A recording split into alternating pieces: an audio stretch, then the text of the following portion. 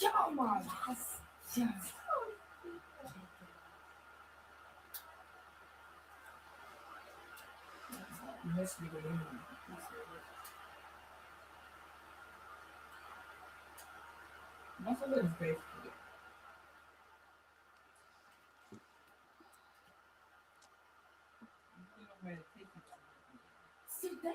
Technik.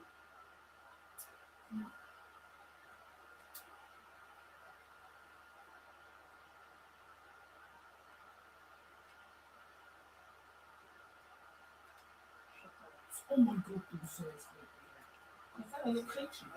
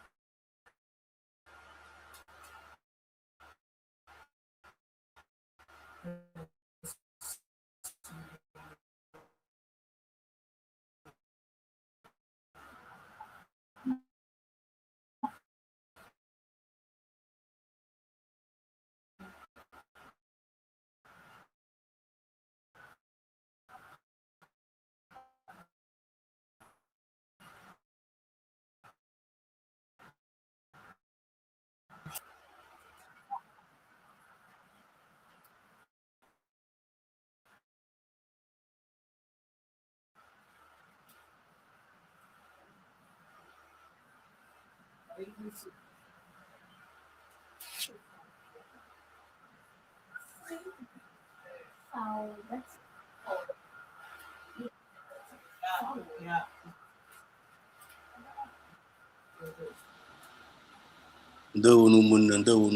I'm here now. That's someone else. Okay, I know now. Okay. I'll be right back.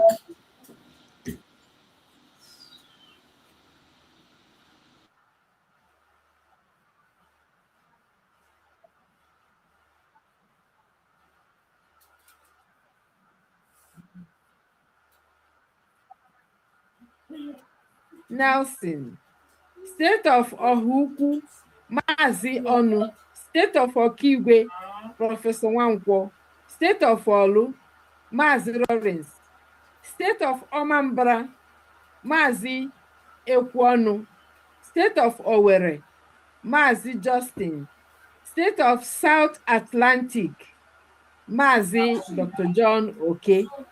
They have accepted to work with us to have the best education in the world for our dear nation. We welcome everyone that is here. We welcome our finance minister, Pramdi. We are happy to have you here. Thank you very much. Thank you. And yes, we also welcome everybody, all the governors, all the media team. You people are so wonderful. I don't know how to thank you. They are doing a lot. God will continue to lead us through. Ministry of Education in the United States of Biafra will ensure quality education for all its citizens of Biafra. Biafran citizens will enjoy free education from early years of primary level up to the senior secondary education. The ministry will develop curriculum geared towards high quality education in Biafra. We have already developed the curriculum, but we will be talking about it so that the Biafrans will have the opportunity to add or give us more advice on how to make it better and better. Several government grants will be available to help citizens attain the highest level of education desired when we settle in our country. In the United States of Biafra, early childhood education and care is the right of every child, according to the United States of Biafra Constitution. everyone is equal before the law and before God. The country prides on taking a holistic approach in providing all citizens with a high-quality education. Biafran education, we approach child education with focus on the 3 ties of whole child academic stimulation, physical health, emotional balance, social adaptability. Therefore, all children, regardless of their abilities or needs, will participate in early childhood education and care. Biafran system will recognize and identify at the level of primary and secondary level learners who display a rare and advanced intellectual gifts and attributes. Biafran education system will establish fast-track mechanism for such individuals to develop their exceptionally potential. You know that in Biafran land, we have so many gifted and talented people, very creative people. And because we are not looking out to them to help us to develop, they are at the background.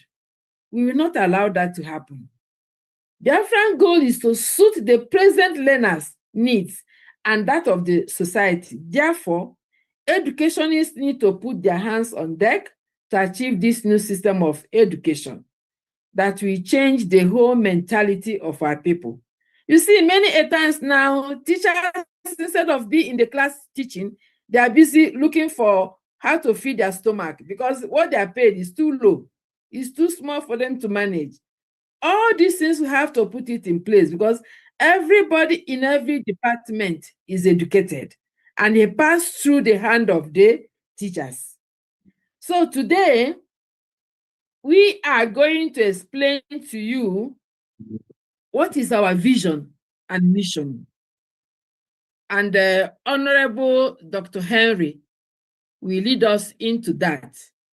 Our mission and vision, what is the philosophy we want to portray, and what are our objectives? Then after that, Mr. Obeniru will tell us about the structure that we have already put in place. And then you also help us to look at that structure. And then after that, I will be talking about the call for paper and the conference we are planning to have on June 11th and 12th. And we say that that is the first conference of its kind, where everybody is invited to join in that conference, because we are going to be talking about contemporary issues that concern us. We are not going to wait for people to develop our country. We are the ones to do it, and we have all it takes to do that. I believe that. So, without wasting much time, because I know that people will be asking questions as we move on, I want to know if Honorable Henry is in. Yes, Is he here? Okay. Okay. Honorable Henry, unmute yourself. okay. Let me do it. Yeah, I am on. Okay. You can have the mic. Okay.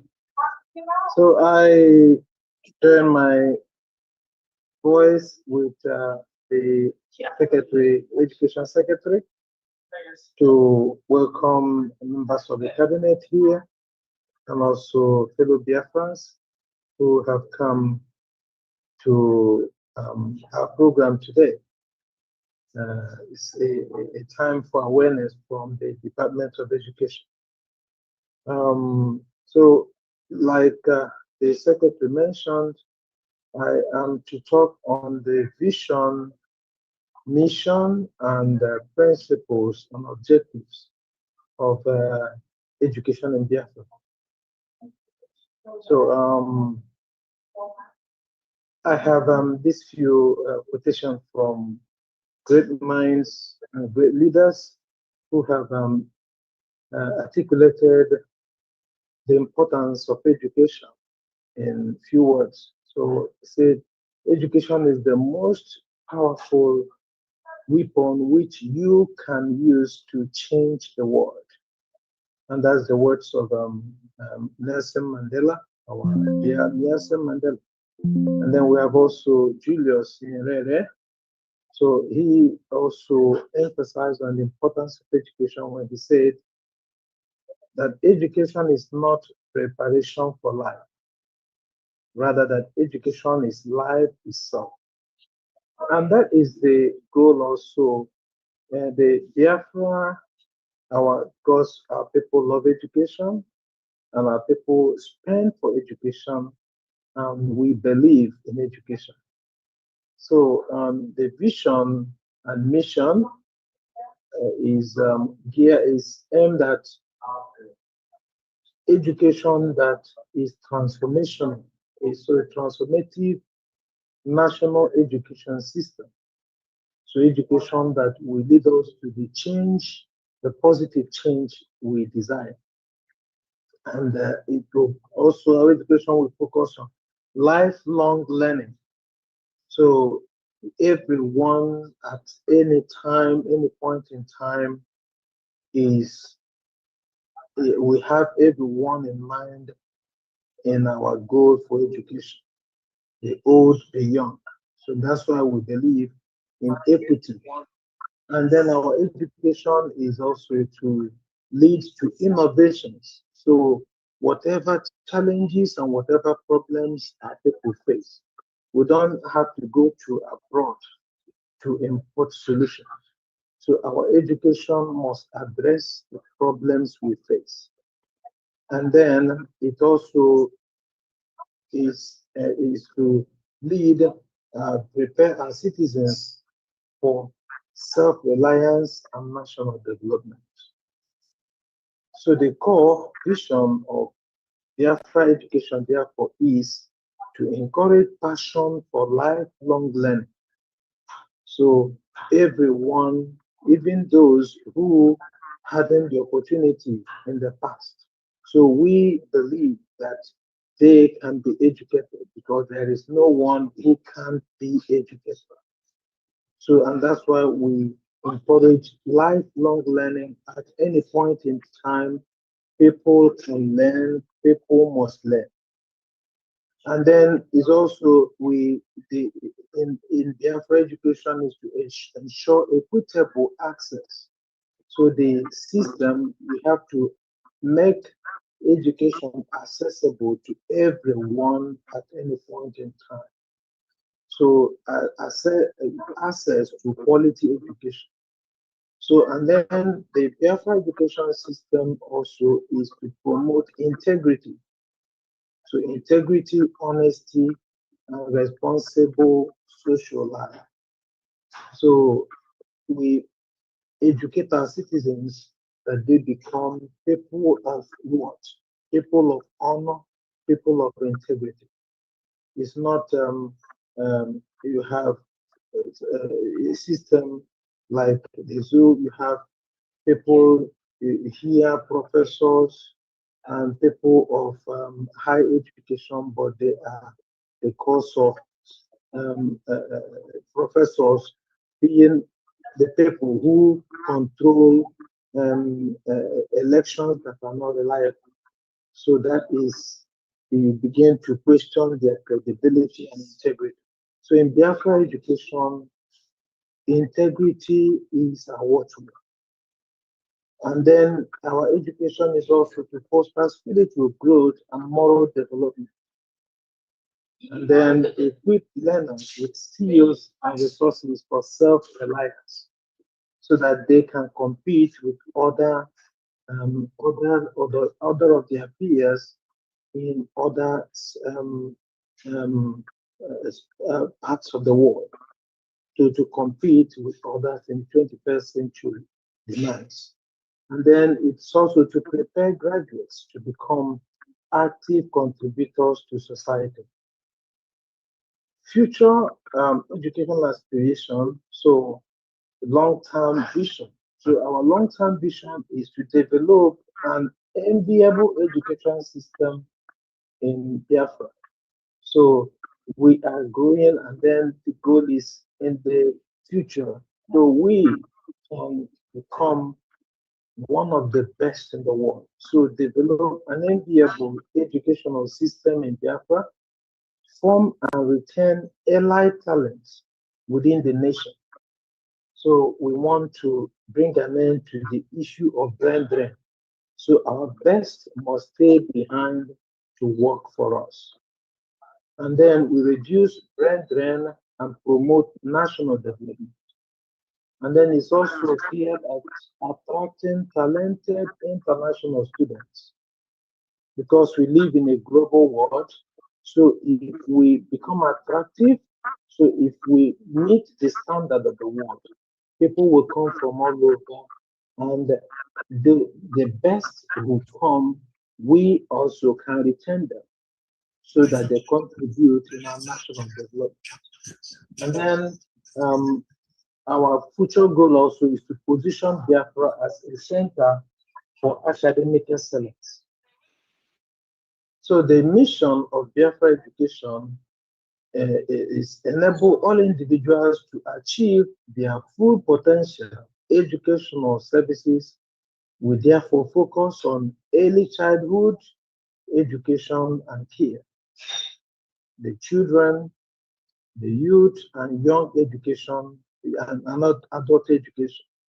So, and then our emphasis will also be inclusive education for all learners, and also internationalization of education, because we are not going to be monadic. So we have to extend, we can invite great professors all over the world can come to work for us. And we can also send our own to go to study what is working in other places in order to bring them back to help build our system. So our objectives and key features is innovative and skill-based learning. So innovation is to be a watchword. So, and then skill-based learning. So people cannot, after learning, they don't have skills that are required in job places. So those are to be emphasized at the educational levels, at all levels. So equal access to education, regardless of social status, family background, gender, or belief. And then high quality content and delivery methodology. So our education is to instill love for knowledge and lifelong learning. Develop skills for innovation, technology, and future work. And then encourage interest in sciences, in business, in technology, and humanities. So specific objectives. We strengthen knowledge of Biafra history.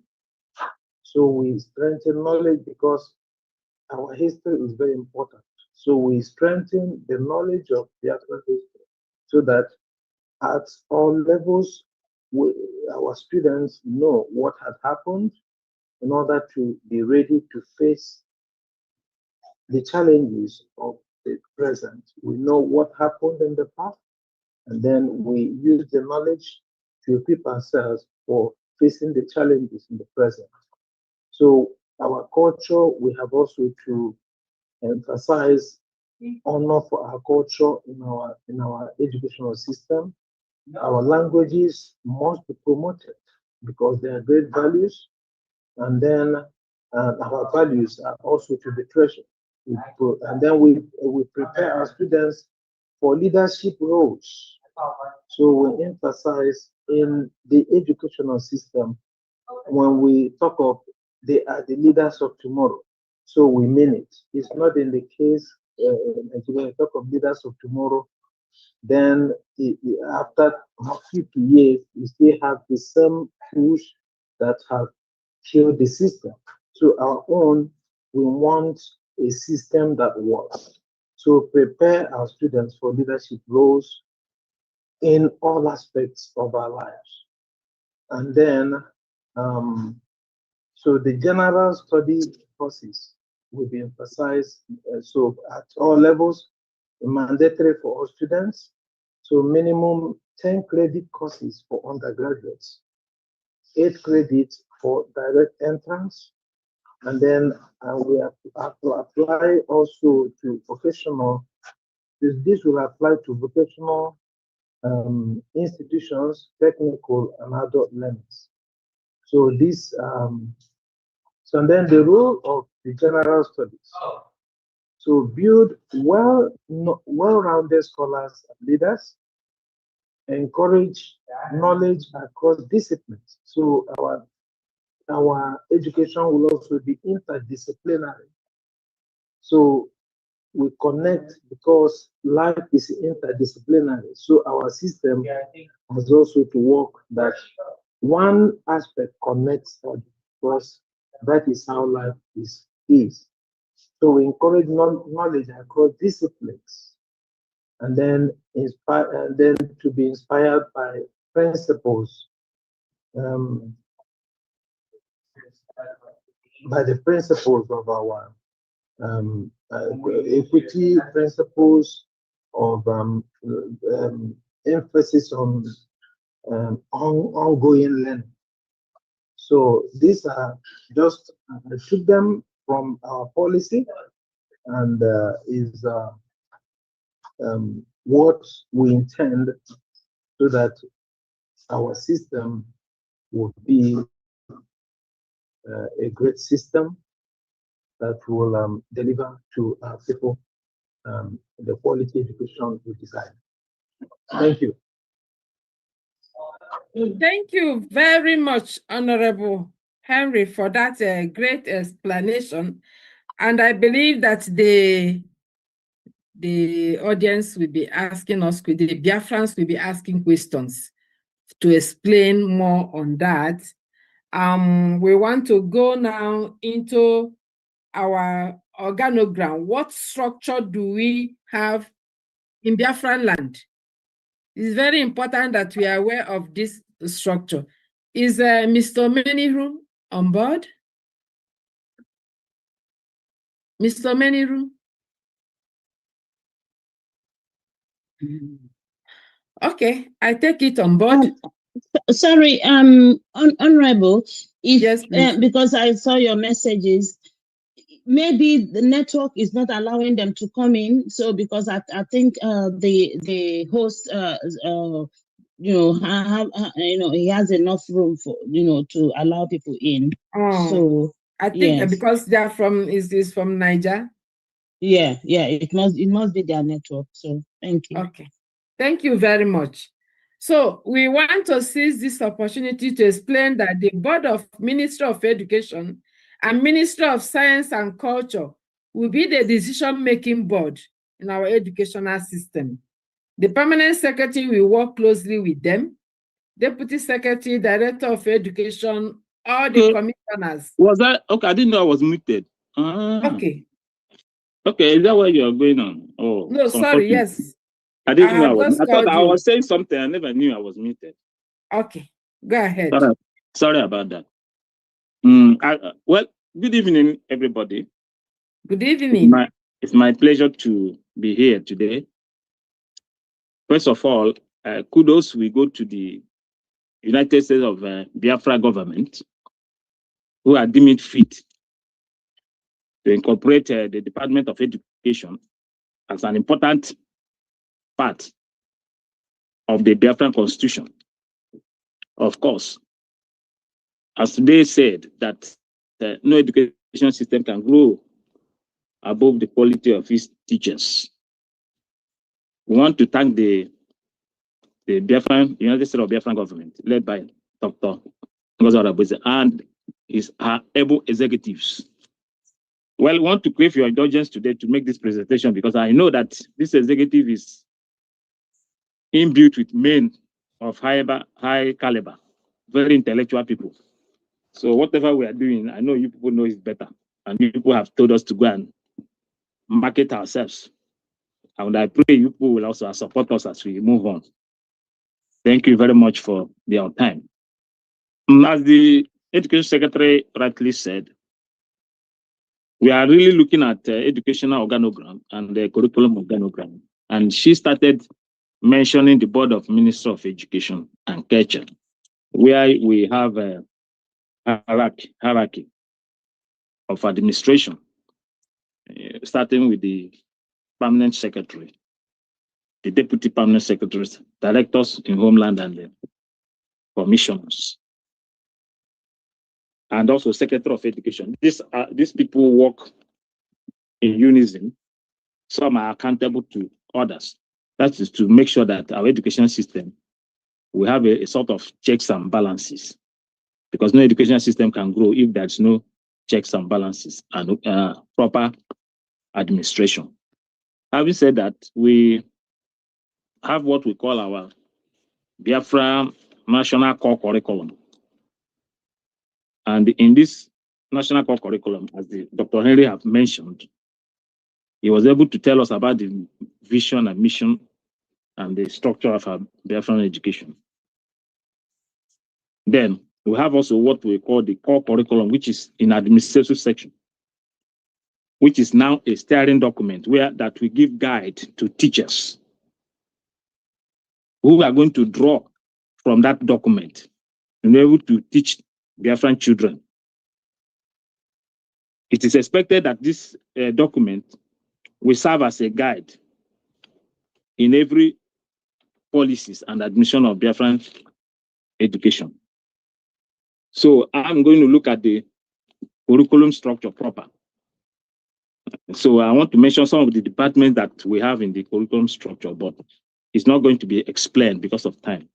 We have different departments as listed in our structure. That's like Department of Early Childhood Education, Department of Upper Education, Department of Communication, Department of Education and Sciences and Policies, Department of Arts and Culture, Department of Youth and Sports Policy, Department of Teacher Recruitment. So it continues like that. We have other ones like liberal adult education, inclusive special education, quality assurance, and so on and so on. But I will not go into detail or mentioning all of them. It's about almost 32. We have different structures, up to 32 of them. But there's something we have here which we call the ethical team. Like in every organization or in every institution, you have checks and balances. And this ethical team it's a pure philosophy that is Biafra based, whereby there will be adequate monitoring, there will be supervision, because it's a wide topic, ethical team. It's like a ministry in Biafra education that will be holistically monitoring our education system to maintain standard, to make sure that nobody deviates from the aims and objectives of Biafran education. So as Dr. Balewa have rightly told us, we started saying that our primary level education will start from year 1 to year 6 grade. And as we mentioned, it is going to be compulsory in Biafra land at this very level.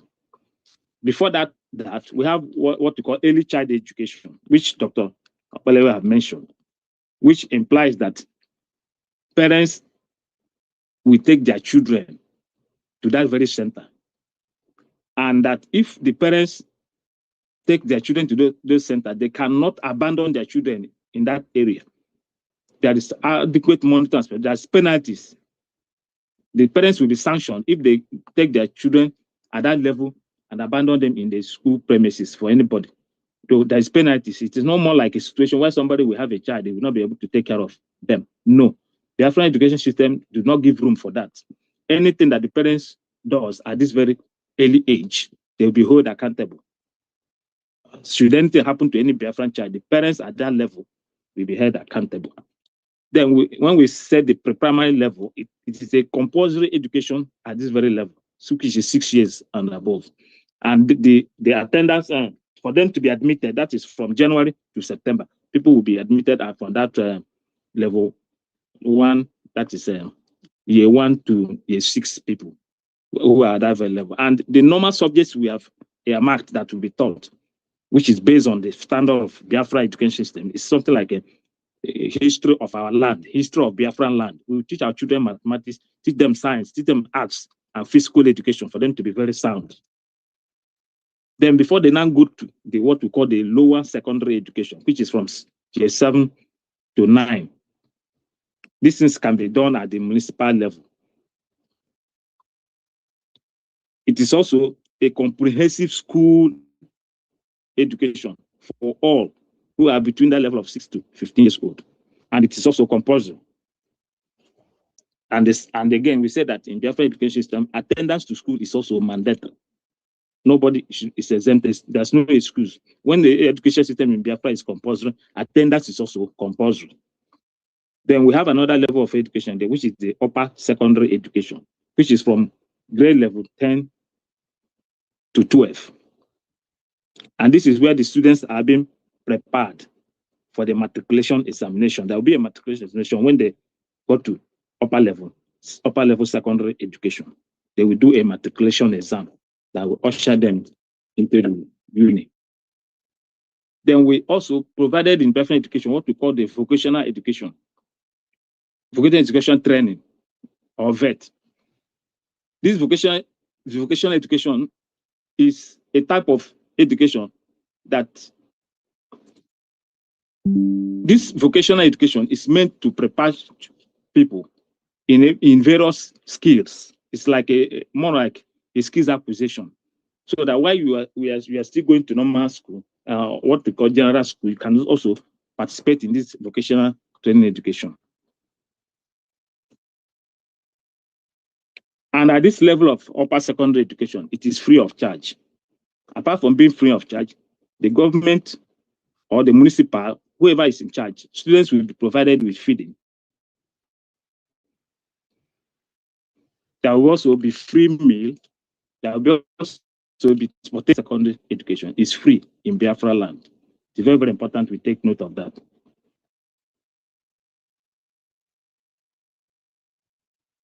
So at that time, the students will now prepare for their secondary matriculation examination, which will provide them eligibility for higher education. That's the idea of preparing them for that exam after the upper education, is for them to prepare for the examination that will take them to the higher institution. So another thing that is important in our educational arrangement is what we call the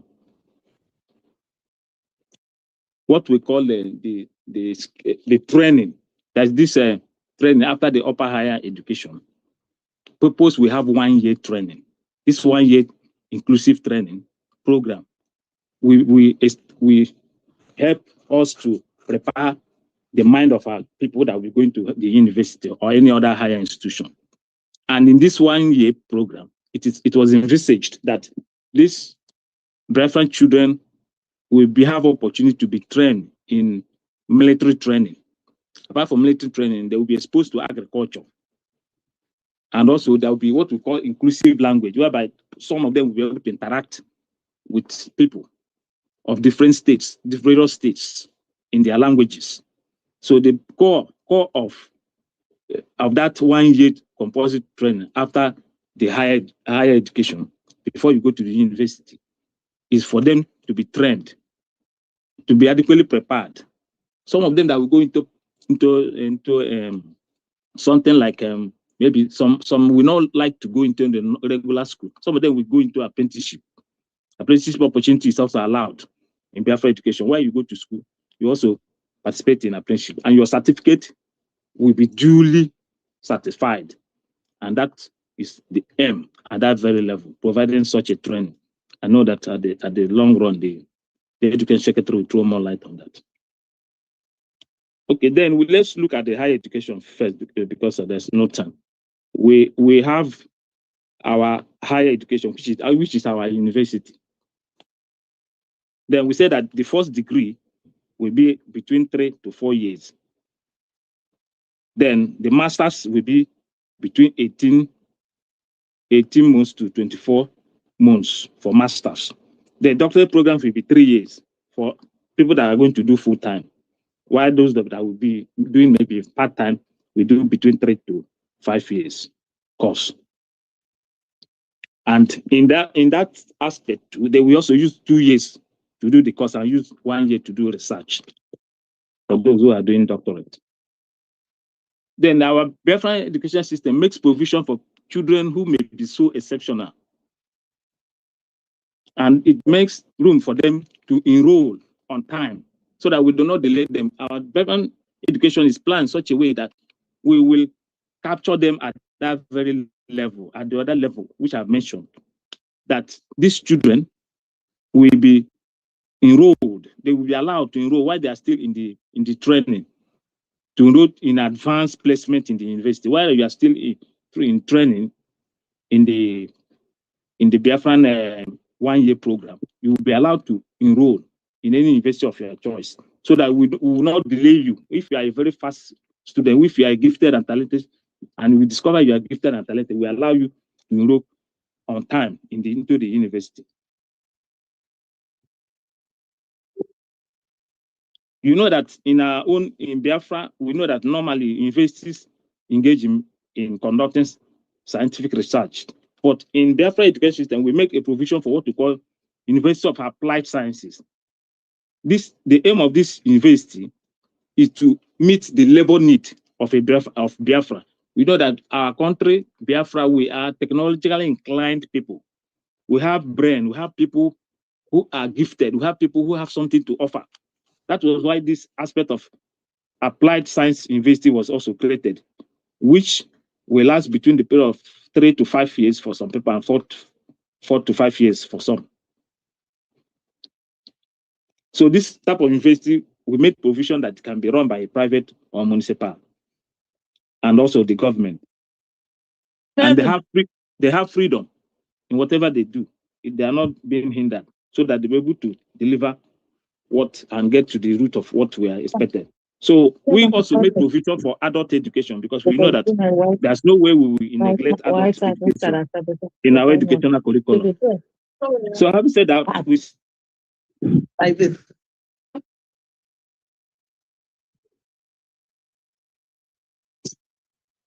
You have muted yourself. Unmute yourself. Sorry, I said in conclusion, I want to finally talk about the general studies for all students and learners. The general studies is classified up to 12. I'll just mention them and round up at that level. We always started with the GST course, which is 101 to 102. That will be for all Biafran children. And it will do what? It is going to teach languages. We are interested in Igbo language. After Igbo language, if it is Ijo, Yoruba, depending on the state that is involved, this GST 101 and 102 will be helping us to train our children in our own mother tongue. This is very, very, very important, because our own technology will also will grow by the use of our mother tongue. We cannot do that mistake again, which we have made before. We cannot deny. That is why the GST 101 and 102 is important in our educational system. We have GST 1032, which is about Biafran people and culture. It is very important that Biafran people and their culture is being preserved. We have lost our direction. We are moving like a ship without a rudder. The education system now wants to bring back that culture of Biafra. Every culture in Biafra land must be.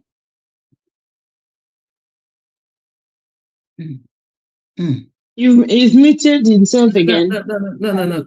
I did. I'm sorry. Can you just? Okay. I said that I was talking about the GS 103, which has to do with the Biafran people and their culture. I said our culture is very, very important to us. We want to preserve it, and that is why this GST 103 is very, very important in our curriculum. We have another one like the GST 104 and 105. We have to teach about logic and philosophy. We don't want to have people that doesn't know their origin. This is why this logic and philosophy is very, very important.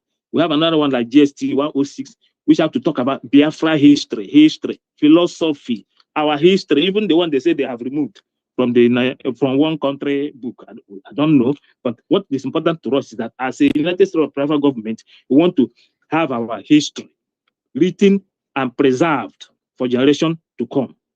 And we have another one like GST 107, which have to do with humanities, and GS 108, social sciences, GS 109, 110, English and technology. They have GST 111, which is about special learning and sign language, and GS 112. So all these things are the organogram. They just brief organogram of the Biafran system of education, which we have packaged to help us to get to our promised land. I want to rest my case at this very juncture. Thank you very, very much, Mr. Omeniru. Just to connect with what Dr. Henry has said and what you have said, we are now trying to give the real structure of what we have already planned for our people. And it's going to be the best education you can get in the whole world, I promise you. It's going to be. I call Professor Kamalu to present to us about the call for paper and that. I want to explain one thing Mr. Omeniru said about 1 year transitional training for our children. We call it Biafran Youth Transitional Year, BYTY. Yes. After they have finished their studies, before they go to university, every student will attend that 1 year because it's going to be compulsory. And it's going to be the roadmap to our university. Even if you are coming from abroad. Even if you're coming from abroad or anywhere, so that you know your culture, you know your skills, you know your gift. Before you begin to enter university, you have already made sure the courses that you are going to do. It's not going there now. Some people go and do courses that they don't like. It's or their parents force them. 1 year. So the degree, we have to form a degree to set up a national directorate comprising of the chairman, director general, representative of committees, and all the armed forces will also be there, police, Biafran employees, association, and other people. It has to be organized properly well. And the objectives, one, is that all Biafran small children must be trained to inculcate discipline in Biafran youth by instilling in them a tradition of industry at work and of patriotic and royal service to Biafrans in any situation. They learn basic military skills. They are not all going to be soldiers and military and all that, but they learn basic skills for self-defense because the world is changing today. Yes. They need to be able to hold on themselves. Wherever environment they find themselves, they'll be able to protect themselves. They need to develop community ties among Biafran youths. Like we are going to have 40 states. These 40 states, the youth have to learn to interact with one another and be friendly. Yes. That fight of your Igbo, your Calabar, your this and that, we want to make sure we destroy it. So in that case, in that training, they will learn to eradicate prejudice, remove ignorance, ethnic malice among the youth in different states, and develop sense of corporate existence and common purpose for the people of Biafra. You know, when people want to destroy us, they use us against ourselves. They will tell you, these people are like this, people are like this, and we will be stupidly fighting when actually we're supposed to be together. We need to raise the moral tone of the Biafran youth by giving them an opportunity to learn about higher ideals of national achievement, social and cultural improvement. To develop in the Biafran youth the attitude of mind acquired through shared experiences and suitable training, which will make them more agreeable to mobilization. This will help them at this early stage to acquire the spirit of self-reliance by encouraging them to develop skills for self-employment. It's not every time that the government must employ everybody. People can also learn how to employ themselves and then move on. They have to contribute to the growth of the national economy. Achieve this objective, there should be equal distribution of members of service training and effective realization of their skills in all areas. And as far as possible, youths should be assigned to jobs in states other than their own state of origin. So that will be general interaction, so that they will know each other and see one another as brothers and sisters we are supposed to be. They should be given opportunity to experience the mode of living in different parts of Biafra. Like when they will be that, we plan that there will be 4 places where we have this training, and there we will shuffle youth so that they meet each other in that place. And that the Biafran youth, they will have this opportunity to learn to tolerate, accommodate, and work with one another. It's very, very important at this early stage. So they will be encouraged to seek at the end of that year the university of their choice. Because now they are ready, they have the skills. Now, when they get the rest of their choice, and this 1 year, as they're working, they'll be paid. Just typing to keep them at it, so that they don't go where we're looking for where to find food or something to maintain themselves. There's a lot in our curriculum that we need to explain. But as just talk about the ethical and conclude with that one. Ethical thing, because it's very, very important. Okay, of course, there will be no department without ethical consideration, because we are people of integrity. We are people of respect. But because of what is happening, people are searching for money, searching for basic need, which is supposed to be above that. So there will be ethical department that will be looking at the principles, the values, and the moral aspect of our teachers.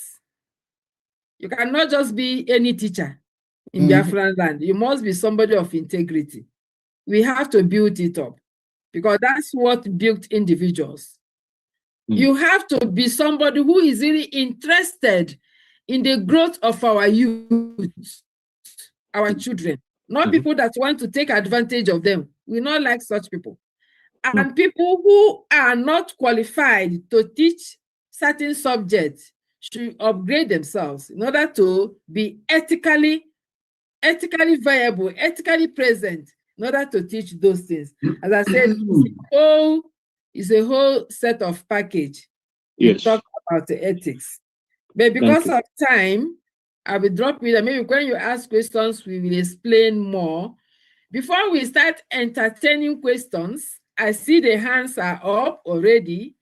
I feel that we will finish the presentations and then we answer the questions. Is that okay? Exactly. Okay. Yeah. So let me invite our Honorable Professor Kamalu. I saw him. Professor Kamaru, are you still there? Yes, he's there. Unmute yourself. Yes, let me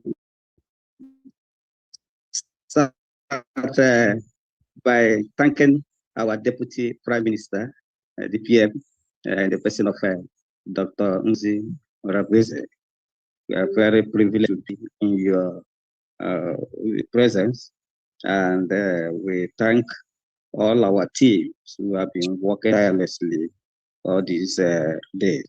So really, we are trying to, structure and also have and establish an indigenous. I would like us to be adding that word, indigenous education, of our own country, this new country, because when we talk about indigenous education, we are talking about education relating to our culture and tradition. You see, I like to also appreciate what these people have done in the past, like Ahajoko Forum. Ahajoko Forum, because all the professors, all the academians were there, brainstorming on what should be done to have this type of indigenous education in Igbo land. And it should be a leading Pan-African Igbo, educational system. And this is exactly what we are trying to do, our DPM, and then we have to, introduce a unique type of educational system that will drive entrepreneurship, so that a balance of 3D, that is the domains of education, should be properly balanced. Because when the domains are balanced, all these things we have been talking about will be, easier for the teachers, parents, and their students. And the issue of the relationship between the parents, teachers, and the scholars or students must be fortified and made stronger, because the teachers must be closer, and we, the adults, must also encourage the students as mentors, because in Igbo land, entrepreneurship started here with us, So with this educational system we are trying to introduce, we have to now, fortify it and make it to be more sustainable. So in a nutshell, all these things we have been trying, and on my own personal, perspective, trying to put it on paper so that we forward it to the Secretary of Education, so that it will be now, put into order. Because, in a situation, in a group action like this, what idea may not be enough from one person. So that is why we have to put in all the things that have been said, including the structure, the holistic structure of this particular educational system in this land. Sometimes we in the homeland have been trying to encode or try to encode all the things we do, knowing that we cannot tell our enemies our road of escape. So that is what we are doing. That does not mean that we don't know what to say and what to do. Whenever we forward something to our team, let them now decipher it and they put things in their right perspective. You see, because some of us who are here in the homeland are being watched. And that does not mean we should shy away from what has been going on. But I want to let us know that our educational counselors that we are going to build must be properly trained. The educational counselors, they have a lot to do in trying to interview and counsel students who are coming in, newly admitted students. Yes. So the reason being that so many of these students have different gifts and different talents, and they have to be classified as such. That is why we have to train the teachers and this particular educational counselors in our institution, so that they will guide our students technically aright. So, in fact, well, our people here in the team have done a very great job, and I have to submit my own particular memo to the Secretary of Education, holistically on the issue of what has been or issues being discussed here, so that they can now tie it up. Because when we are building a department, especially a department that is new and that is coming on board in a very new and virgin nation, we have to, build it in a way that, yes, it will have a test and of the time, So that's why I have come and tried to share up what I'm doing today to make sure that I am in this midst, and especially when our DPM is here. So I am very happy with the work the secretary is doing and all the members of this team. So I will do all my best in every aspect of what I feel that is obtainable for me to contribute in my own way.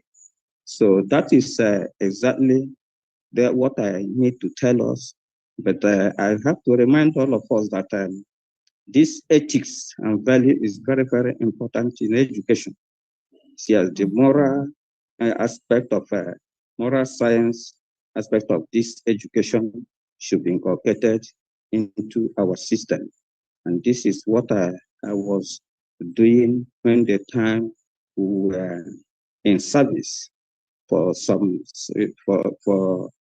during the time of Jonathan, because I don't know why they don't want to testify that aspect, because we wanted to come to US to, in this ethics and values, institute there in US that time before everything went wrong. So I am always available to make my own contribution when the issue of my nation comes up, even though we are in a very tight corner here and being watched. So that does not mean that we should not try to wriggle out whatever we are doing. After all, in 1786 thereabout, I know that America was talking about all these things, trying to organize themselves when George Washington and Patrick Henry are there to ensure that everything takes shape. So we know what they passed through. And this is exactly because our own will not be the first and will not be the last. So we have to take the bull by the horn to ensure that everything is done accordingly for our people to rise again, because it is at the focus of the land that Africa must rise again. And this is our ideology concept in values, and the education has been the mother of every discipline, and with formidable and standard and quality education, I know that a nation with it will grow so fast. Thank you very much, and I will maybe maybe next week, I will send in a memo I have to the Secretary of Education so that they will now use it to fine-tune some of the points they have brought in here. Thank you very much, and may the universe bless all of us. Thank you very much, Prof.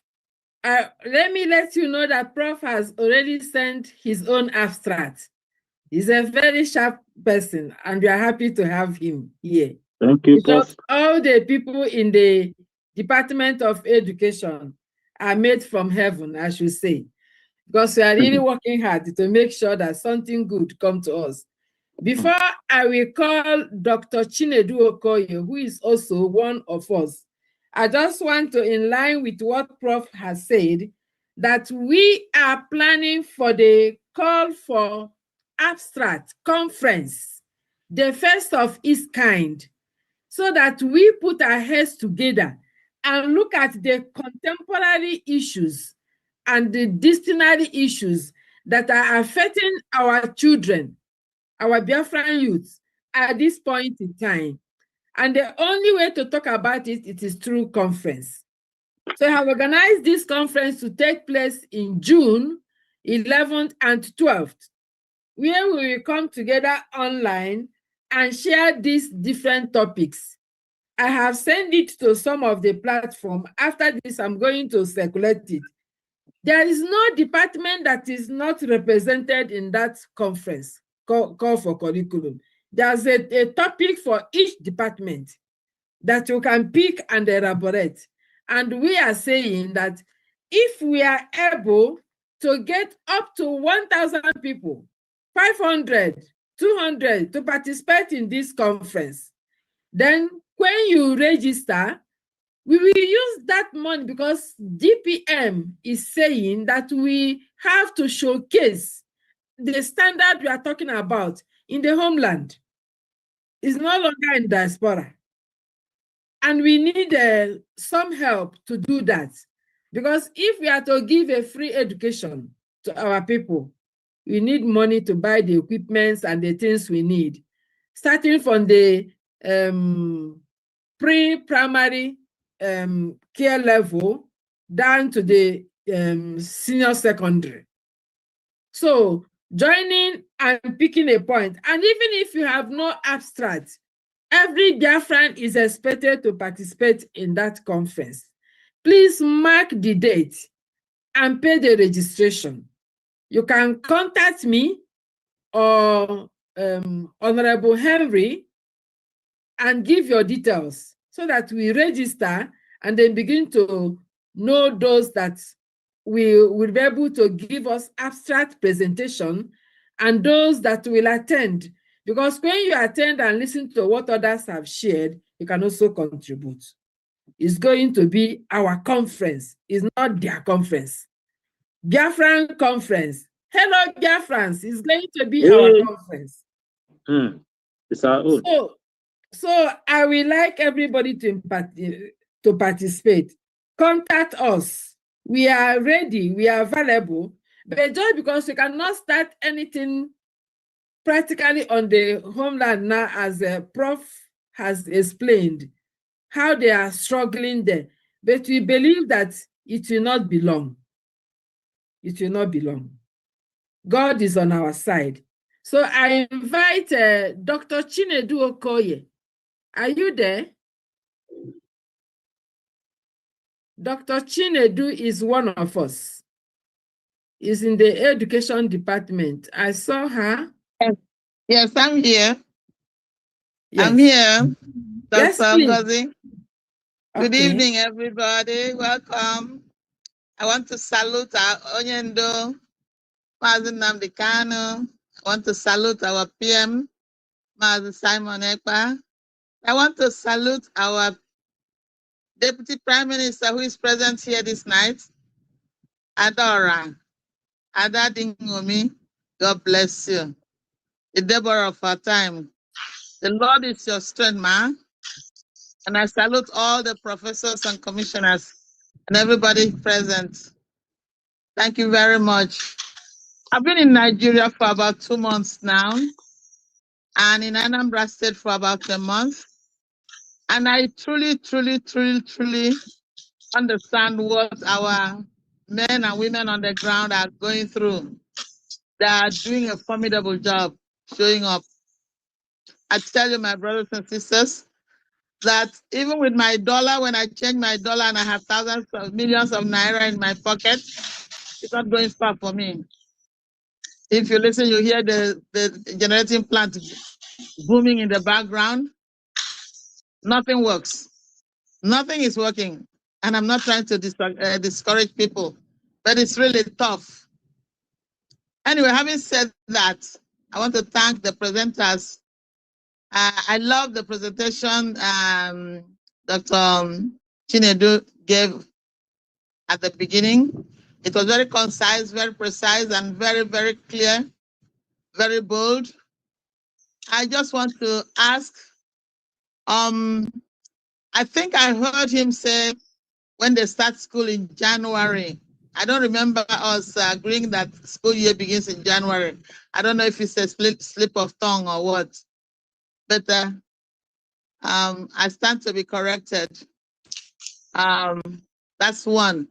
Another point I want to raise before I speak briefly on ethics, I want to ask, I know it is practical that we can actually give free education in Biafra. We can do it. We have the resources. We just need the boldness, the bold leadership, and leadership with integrity, which I know we have. We are building in this department. Leadership that will cause people to do the right thing at the right time without looking at faces. And I know we have that in Biafra. But what I was going to say from that is, we're going to have free education, basically from the first day a child steps into a public education program to the highest level. But I was thinking, what happens to non-Biafran indigenes who live in Biafra? Are they going to enjoy the same free education that we are giving to Biafrans? I don't know if we have given a serious thought to people who might come from other states to enjoy our largest of heart, our enviable programs, educational programs. Am I making sense? Yes. Dr. Chinedu, I hope relocation have not really Making a big sense, yeah. I think this has been discussed before. I don't know why you're bringing it here. I thought you want to make a presentation, please. Yes. I'm sorry. About internationalization. I'm sorry. So that is the when you come to general, you can come with that, please. Okay. Thank you very much for that. I don't have a formal presentation on like you would think I would, but because it's hard for me to operate from here. I'm sorry to say, it's really hard for me to operate. I'm trying to find my footing here in Anambra State. We understand. But thank you, my dear. And I want to say that Biafra education should be hinged on serious ethical foundations. And part of it must be from that the parents must be very active participants in the education of their children. And that also means that Biafran education system must find a way to monitor what happens with the child when he gets home from school. We're not going to disrupt the family system, but what I mean is, we're not going to teach them in the schools and then they go home and the parents disorganize what we teach them. I don't know. I want us to give a serious thought to how parents will be active and informed participants in the education of the Biafran child. At a point during our discussions sometime last year, I mentioned the fact that the brain that works at home is the same brain that works at school. Children who are not practical at home cannot exchange the brain, use another brain to work at school. Children who are not encouraged at home to be active, to be proactive, and to be industrious in the house chores and stuff like that are not going to use another brain when they get to school. That is my understanding. And so we need to make sure that the homes are informed enough to help the school to raise the Biafran child. That is ethics. Then talking about the teachers, there's a lot to talk about ethical principles in our system. Just summarize. What I see now, did you talk to me? No, I just say it's okay. Just summarize it. Yeah. Okay. So what I'm trying to say is that at every level, all the adults, what I'm seeing around me right now, my brothers and sisters, I just wish I could have a magic wand to change the perspective of people around me. a real serious revamping of the way we are thinking, the way we think. I see a defeatist attitude around me. People have a laissez-faire defeatist attitude, and we really need to put that into consideration as we plan for the education of the Biafran mind. Let me stop there. Thank you for your time. Thank you very much. Thank you. These are the members of the education department that we have been working closely together. I am so proud with what we are doing now. We are up on front. I want to hand over back to Mouthpiece, Honorable Mouthpiece, to now lead us on how to go about the questions and that. Thank okay. Thank you so much, Honorable. Thank you so much. I'm so glad that our DPM is here. I Yes. greet you, Your Excellency. Finally, with all the programs she had today, she made it. Thank you for coming to join us. And I also thank Honorable Famdian for coming in also. Thank you so much. I wanted to just before I speak, let me just hand over to our DPM. Maybe she has one or two to say to us. Thank you. The mic is yours, Your Excellency. Oh, you can go ahead, Honorable Mouthpiece. Thank you so much. Okay. Thank you so much. Thank you, Your Excellency. Thank you. you. Okay. So, Honorable Secretary for Education, thank you. You have a wonderful team. I am so proud of you guys. In fact, I'm jealous.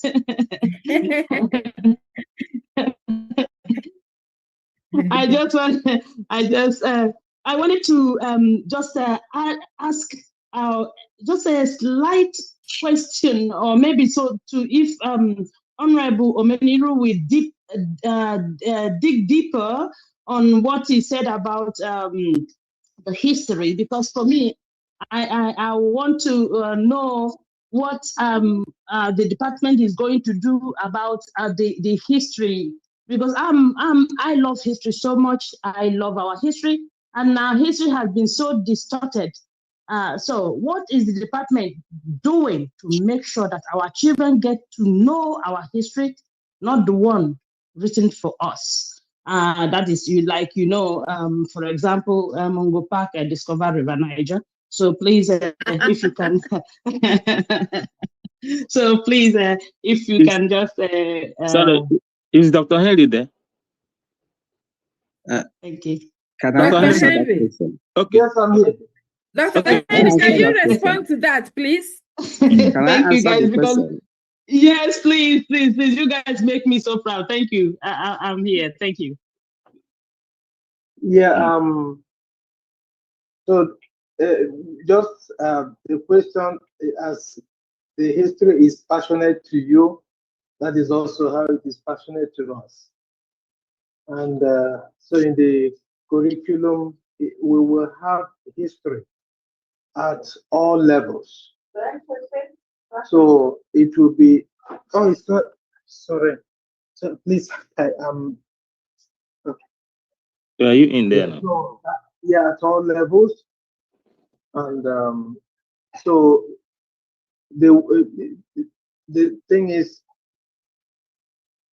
we bring it to the like in elementary, primary, the lower level. So we have a way of using stories and the songs to help them integrate the history.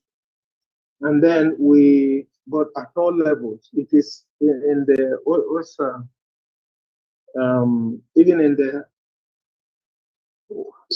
let me articulate it. I am at the hospital, so that's why I'm okay. May I come in? Okay, let Professor Kabano handle it. Yes. While you're in the hospital. Yes, you see, it is important. History, language, and culture are very important, especially history. Because if you doesn't know your origin, you will become a slave to those who know themselves, and know their own origin. So that's why our pupils or students must learn this history and the history of other nations, so that they will now know what their people are doing. And the education should, pilot that affairs to inculcate history, especially Igbo and the languages into our own curriculum or curriculum. So history is very, very important in what we are doing, because as an Igbo person or as a Biafran person, you mustn't have to tell your students, the origin of this particular nation, and it should be at the tip of their hand, so whenever they are, in schools. So history is important, all right? I'm not a historian, but I have seen the importance of the history and the food, agricultural production, including languages, our mother tongue. In addition to that, I want to explain that we have GST courses already in our curriculum. And it contains all these things we are talking about. GA106. So what we said, like history, because you have to, even the children, they have to know the history of their families, the family trees, where you belong in the family. You locate yourself in your family. So that's from there, and then gradually you advance to the history of who we are, the history of what has happened to us. So that's the curriculum would begin with, we give them the introductory, the basics, and then we advance. And then we have also those who will measure it as a full course. So those who will take it as full course, who will research into who we are and what had happened. So we have that's our plan. Yeah. Thank you very much. Thank you. Thank you so much, Honorable. I'll leave it in your hands to call those you want. Looking at the raised hands. I'll just leave it. If you need my assistance, I'm here. Okay. We have Olisemeka Otto. Maybe we begin with you. Otto.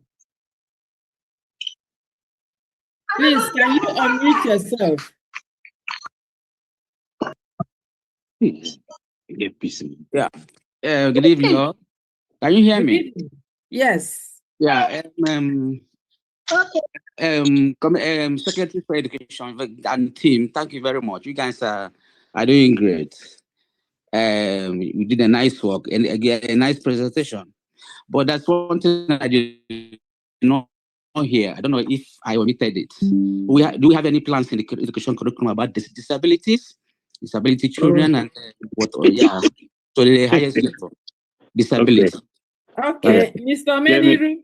Let me handle that. Thank you very much. Because thank you for that beautiful question. When I talked about inclusive education and special education, which is the core of our curriculum, and also the GST course, we have to introduce what we call sign language.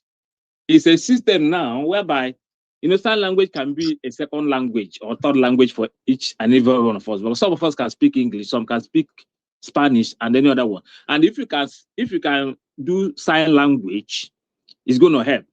It is the vision of Biafran education system to incorporate this sign language in the curriculum at every level, because we are envisaging a situation whereby parents who have these children with disabilities should be able to communicate to them first in their home, communicate to them adequately, not total communication like you wave your hand. No, parents should be aware. We are making a provision whereby we even train the parents to know how to do sign language. So in some of our presentation, we have looked at digital technology as a means of helping people with disabilities. When you classify them from those who are, let me use the raw English, not advanced English, people that have barriers like the blind, the deaf, the mentally retarded, let me use that one too, sorry to use that word, and then people that have a physical disability, people that have Down syndrome or like attention deficit hyperactive children, all these classified children like those dyslexia, calculia, all of them combined. We have made provision also for teaching them using digital technology. So this is incorporated in our curriculum because we don't have time to read all of them. And we also make provision for inclusive education, whereby we mainstream our educational system, creating an enabling environment. What is environment? The environment that will allow people to associate, to interact, to enjoy in the class. Even those the people that are not that are on wheelchair, permanently on wheelchair, we have provision for them. They can even learn life from their house. So we have a big package for special education. Because of time, I don't want to thank you. No, thank you. And it's also in our curriculum. No, yes. Thank you very much. You've hit the nail on the head. Thank you very much. Yes, thank you. So we call on Honorable Teddy. Okay. Good evening, the Secretary of Education, all your team. Honestly, I don't know. I'm short of words, so I have to say what you people have delivered. I was going to initially ask questions about all the themes and everything. You captured it all. Well, one thing I discover right now, Biafrans, these are ambidextrous human beings doing one thing on the other, the wife, the father, and everybody doing something to actually satisfy the family. Did we look at a situation where pre-primary education, where the parents can equally be assisting the younger ones that are not officially in the education system and giving them time actually to do some other things and allow them to achieve either playpens, playmates, and so on and so forth, something like that in the society. Is it possible? Father Henry, are you there to respond? Back with the question, please. I need to. So the question again, please. Pre-primary education. Okay, go ahead then, Honorable. Pre-primary education. I remember, like I said, Biafran people, they are ambidextrous. Those people are so hardworking. Sometimes the mother, the father, everybody working, and you still have younger ones that are not school bound yet. Is there any way we can inculcate something like play system where those ones can gather around, playing around while the parents, go and fend for them as well? Yeah, before school age, right? Yeah, that's it. Yeah, we have plans for that. Okay. I think Honorable Teddy is talking about daycare, kind of like daycare. Yeah, we have it. Yeah. Yes. That is where we said that it is not that it is a daycare. You don't come and dump your child there and go. We will give you penalty. Yes. So you don't dump your child. It's like the standard. One thing about our education system is that we are not plagiarizing. We are not copying anybody. It's very, very germane to Biafra education system. The way USB Constitution is to our countries, the way our education system is. So the enrollment at that level is classified. So there are those people, individuals can also handle it. Government can also handle it. We do not make it there free. It's not parents are according to your ability to pay, but it is compulsory that every child at that level will go to that kindergarten. Or that's normally what you are talking about, kindergarten. There's provision in the Constitution for kindergarten education, whereby children will play till even when they go to 6 years, which is normally the school enrollment year, which will be when somebody have gotten to 6 years. Then we can now enroll to primary education. That's what we envisaged. And there must be curriculum prepared for it. And of course, and finally, when you say ambidextrous is not even a bad one, because if somebody can make use of his left and right hand, it helps to the two aspects of the brain to work adequately. So it's still very good in our educational system. Thank you. Thank you. Then we move to the next Bishop Nwaizu. Bishop, please, can you unmute? Yeah. Thank you so much. Thank you so much. Good evening from here, my DPM, Your Excellency, our Permanent Secretary in the Ministry of Education and your team. I must say a big thank you to the kind of framework that are being put in place for our education system. These are the things that gives us more strength to work harder for the actualization or sovereignty of United States of Biafra. We are so grateful to all of you. I greet every Biafran here. I don't know if you are getting me. Am I clear? Yes, yes, you are clear. Go on. Okay, okay. Initially, I'm just trying to applaud the team for a good job, well done.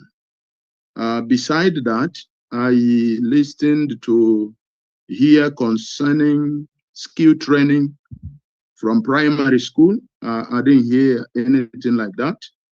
It will be necessary, as history is a necessary subject.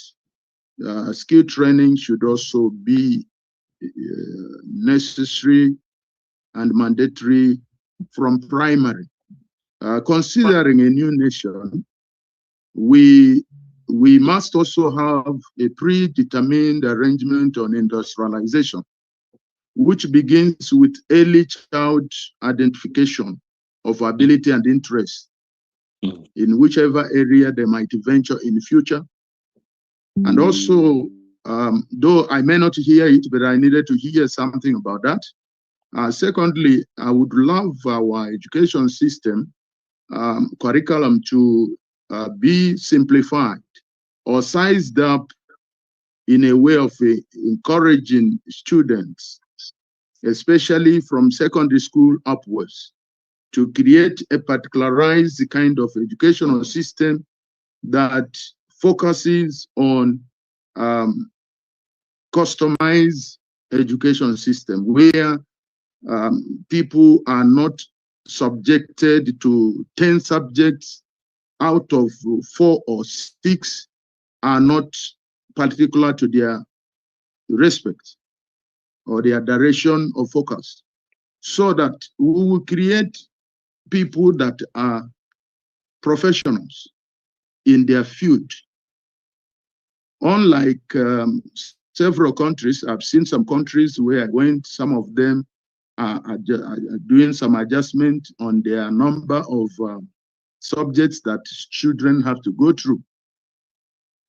I think as a new nation and an upcoming best nation in the world, we must put all technical know-how to position our people to become the best of any field they are in. A system that really gives people hope, not a system where somebody is struggling to pass 10 subjects and 8, as I heard. At the end of the day, he becomes jack of all trades and master of none. Because the cumbersomeness of subjects that they are carrying on their shoulders makes it impossible. Even at the time they are narrowing to their personalization, it becomes very difficult for them to strive. So personally, this is a kind of education system I would love from this onset that Biafra should focus on, especially those of you who are championing the way forward for us. You are doing a great job. We are very much appreciative of that. We are just putting our voice at this early stage that things like this become mandatory, number one. Number two, the curriculum to be more appetizing and inviting.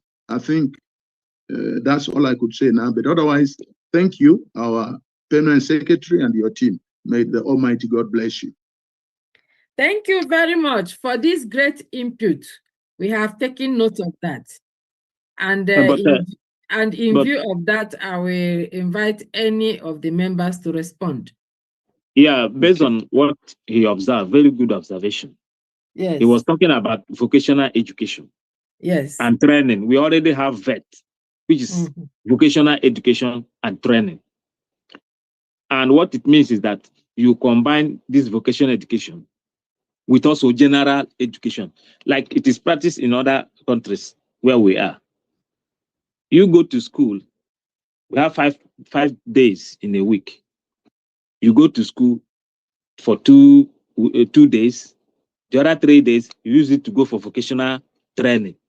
Government still pay you. That is what Biafra we have stated that we're going to do. We will not leave our children empty-handed so that they don't become wayward or begin to beg. So there is a provision at that level, because when you talk about training a child in a skill, we have to look at their age.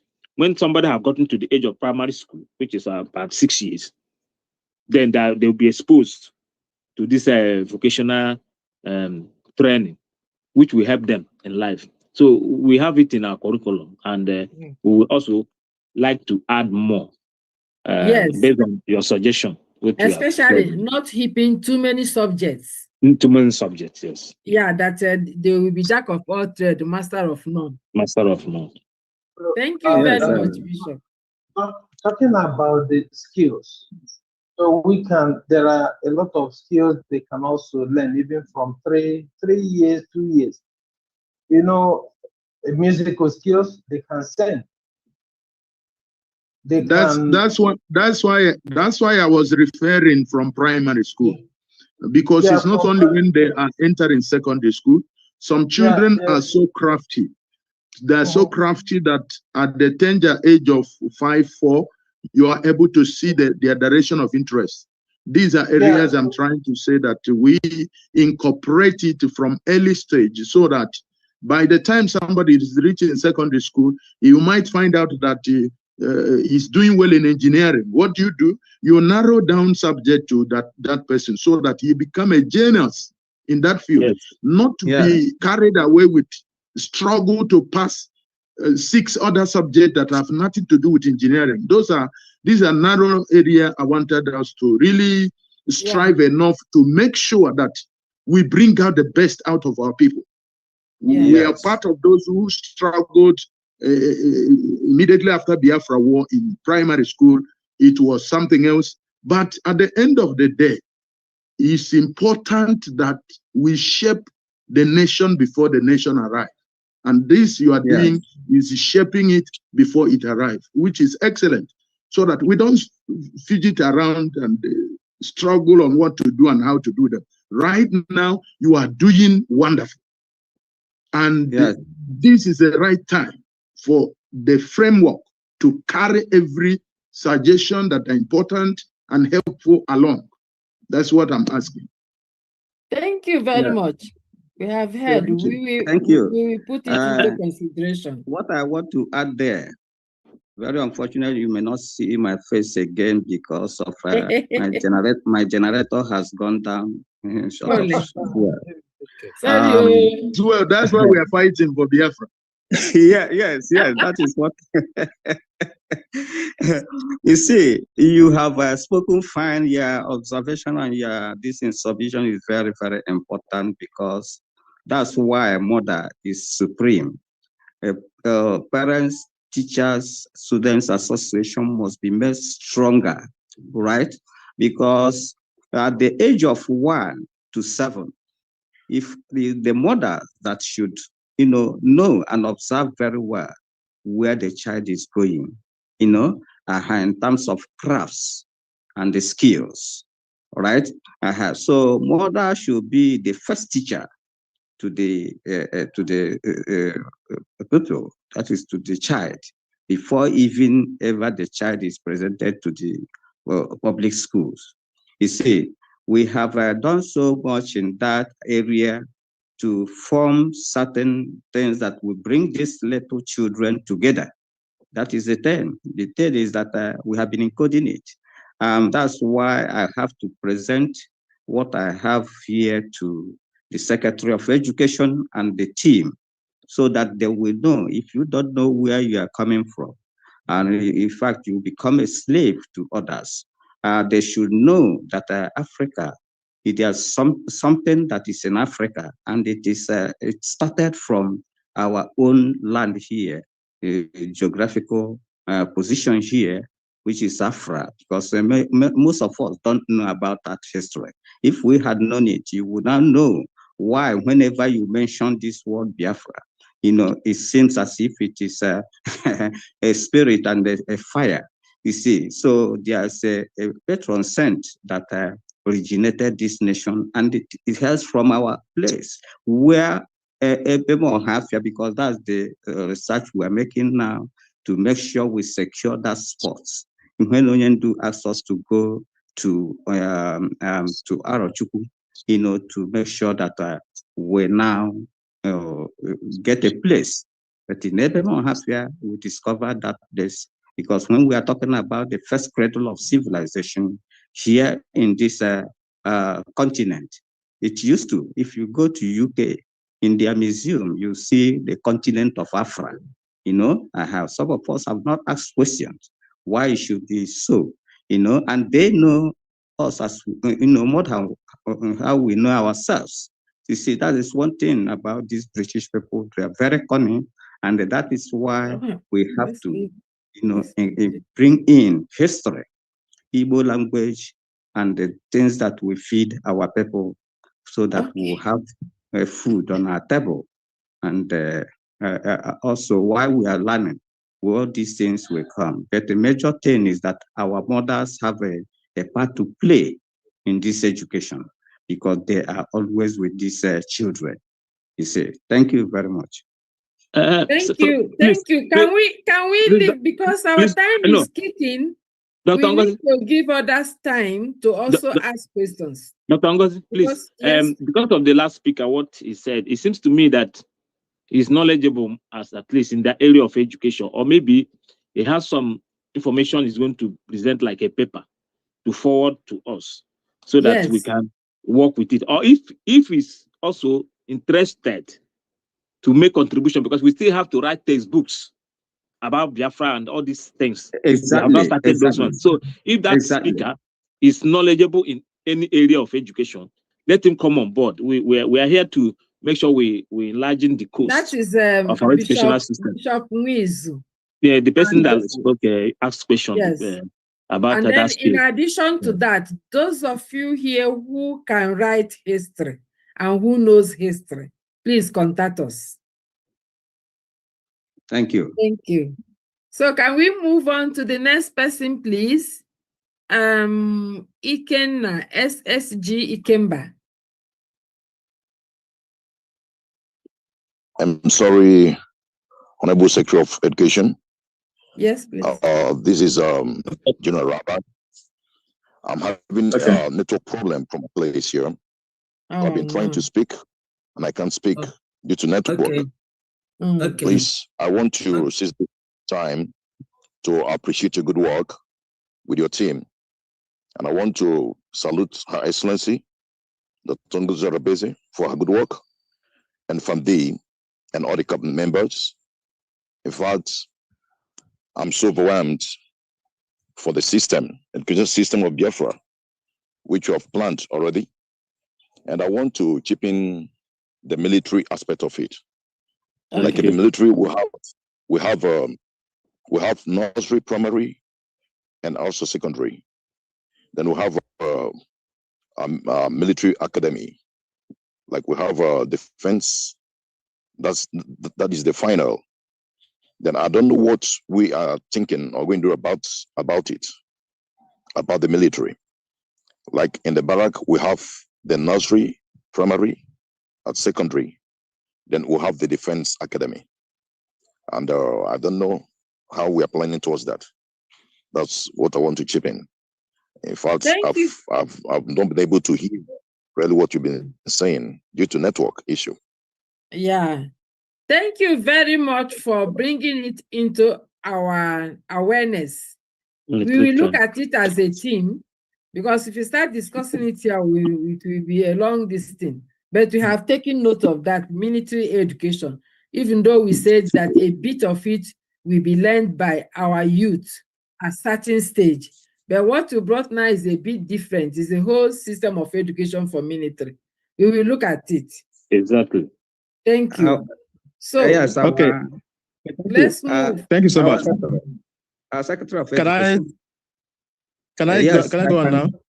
Yes, on this issue of military, you see why Israel was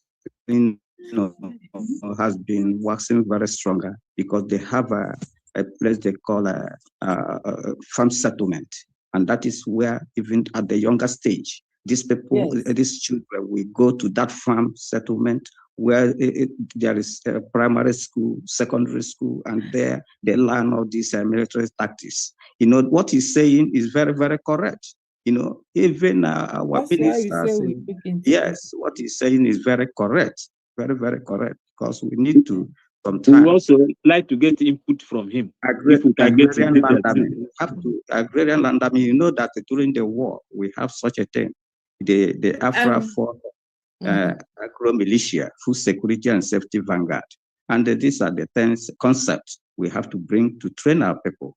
Even if they drop out from school, they will hold on something. So that one is well, you know, accepted that should be incorporated into this educational system. Yeah. So, okay.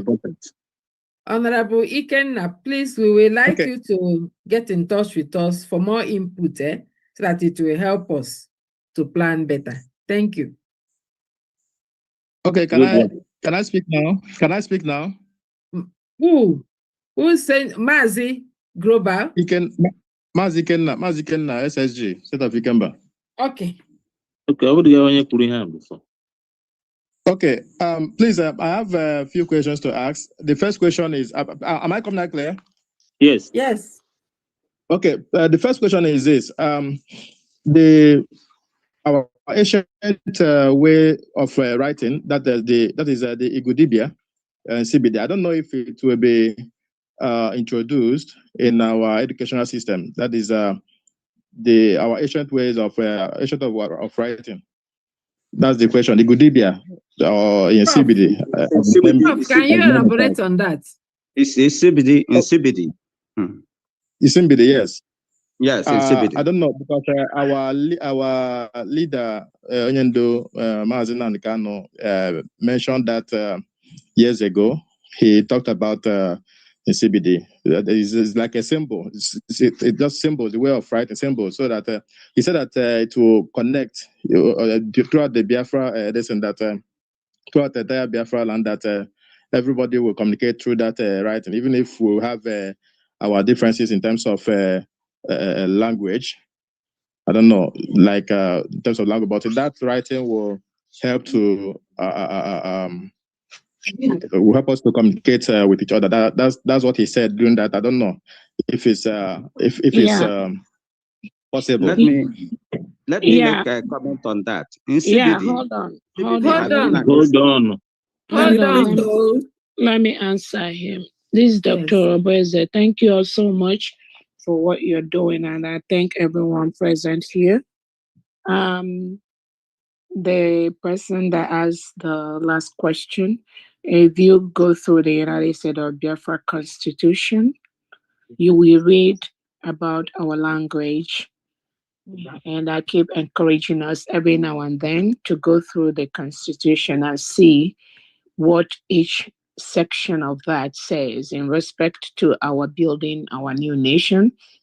Now that we are in the process of trying to gradually transition into using our Constitution as a guideline to most of the things we're going to be doing. In that language section, I don't know if anybody here has a portion of that, of our Constitution. If you can read it, it clearly put into consideration the culture, the history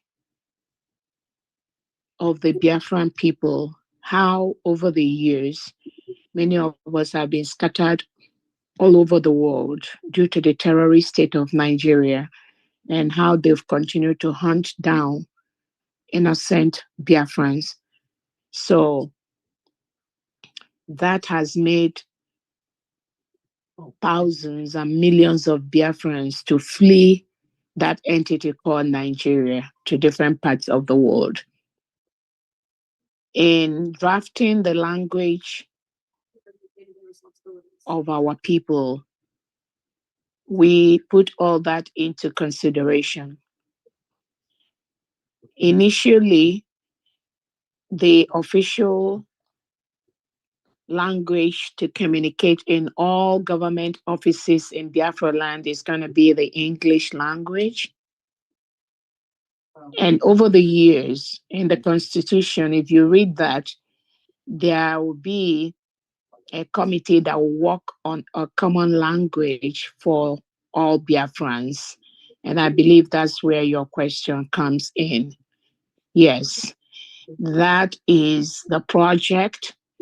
I believe it's still going to be under the Education Department, but that is a futuristic project where this particular department will be working on a common language for the United States of Biafra people. Yes.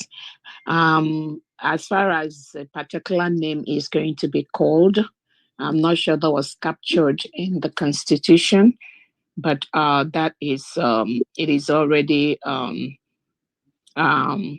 stated in the Constitution that over the years, just like in other countries, like if you go to Japan, South Korea, most of the countries have their common language, which they used to communicate to each other, like in France.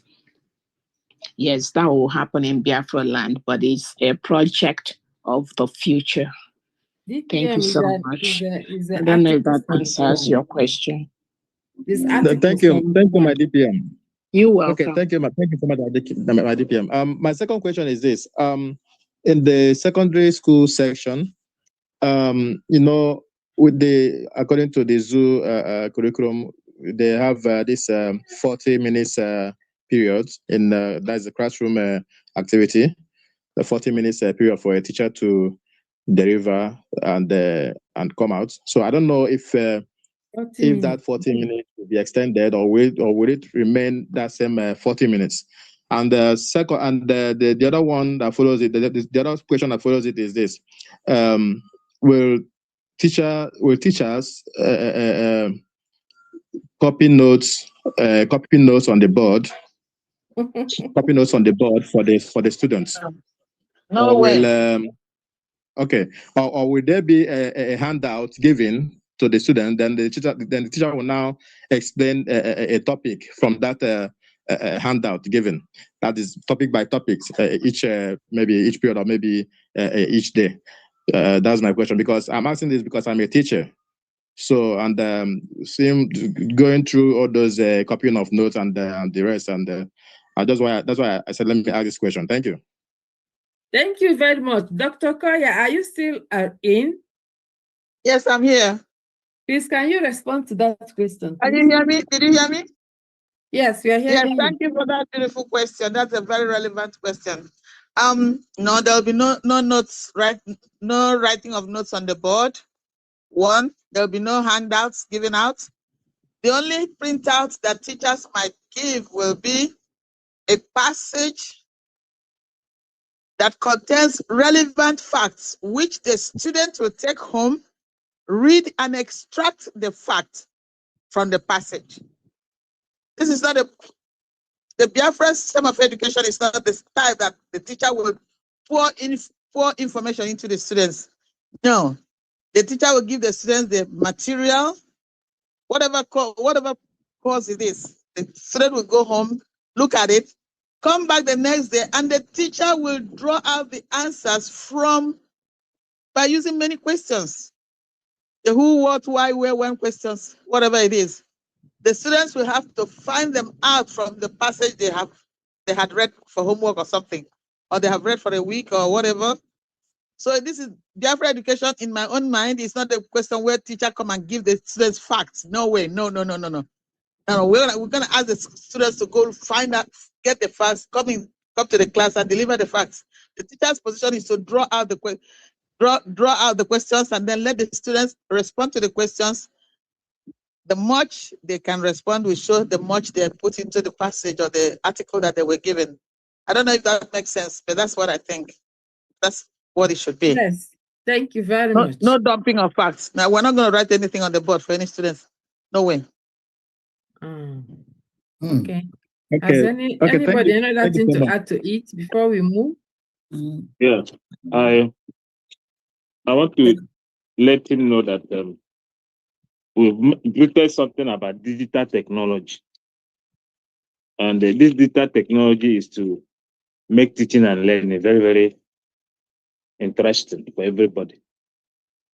And there are a lot of them. We know that in this digital world, we have what we call digital library. That one is even, you can even stay in your house, you'll be doing your work. These are the things that we want to introduce. We have other system of softwares like all these text-to-speech software that can interpret a text into speech. And we have a lot for people that are on wheelchair, like people that are suffering from cerebral palsy, that they cannot stand effectively to do any job. Some of these devices, which is under digital technology, is going to be incorporated in Biafra land. We are not talking about where there won't be electricity. Not everything is carried by electricity. There are some of them that we can provide in the educational system to make sure that teaching and learning is very, very pragmatic, and that the teacher do not bother himself copying on the chalkboard. We have digital technology. It's going to cover a lot of areas, and will help our education system to grow faster and very, very meaningful and interesting for everybody. Thank you.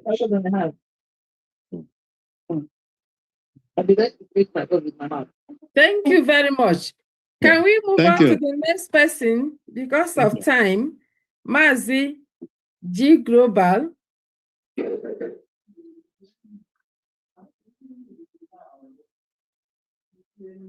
Good evening. Am I coming out clear? Yes. All right. Thank you very much, my Honorable Secretary for Education. My special thanks goes to our leader, Mazen Andekano, and our PM and our Deputy Prime Minister and all the secretaries of the Ministry of Biafra, to the governors and to the county heads and everyone, all citizens. I greet you all our foreign department and mission heads. I thank you all for all you're doing, educational department. But this has been the most important thing that has been disturbing me, because I normally heard that we have secretary of this, secretary of that, secretary of this, but none of them is coming online. None of them is showcasing or maybe working towards their departments. So today, the Department of Education has very, in fact, have done marvelously well. And I say kudos to our sister and the head of the Secretary Education Department. We thank the DPM. And we also so that is most important. In fact, I am very the very day I was told that this department is coming on board. Honestly, I am very, very happy. Okay, so what I have to ask here is that first and foremost, all the presentation is very well articulated, very well understood. We are these are the templates that's been presented to us as a kind of a way we are going to draft our education.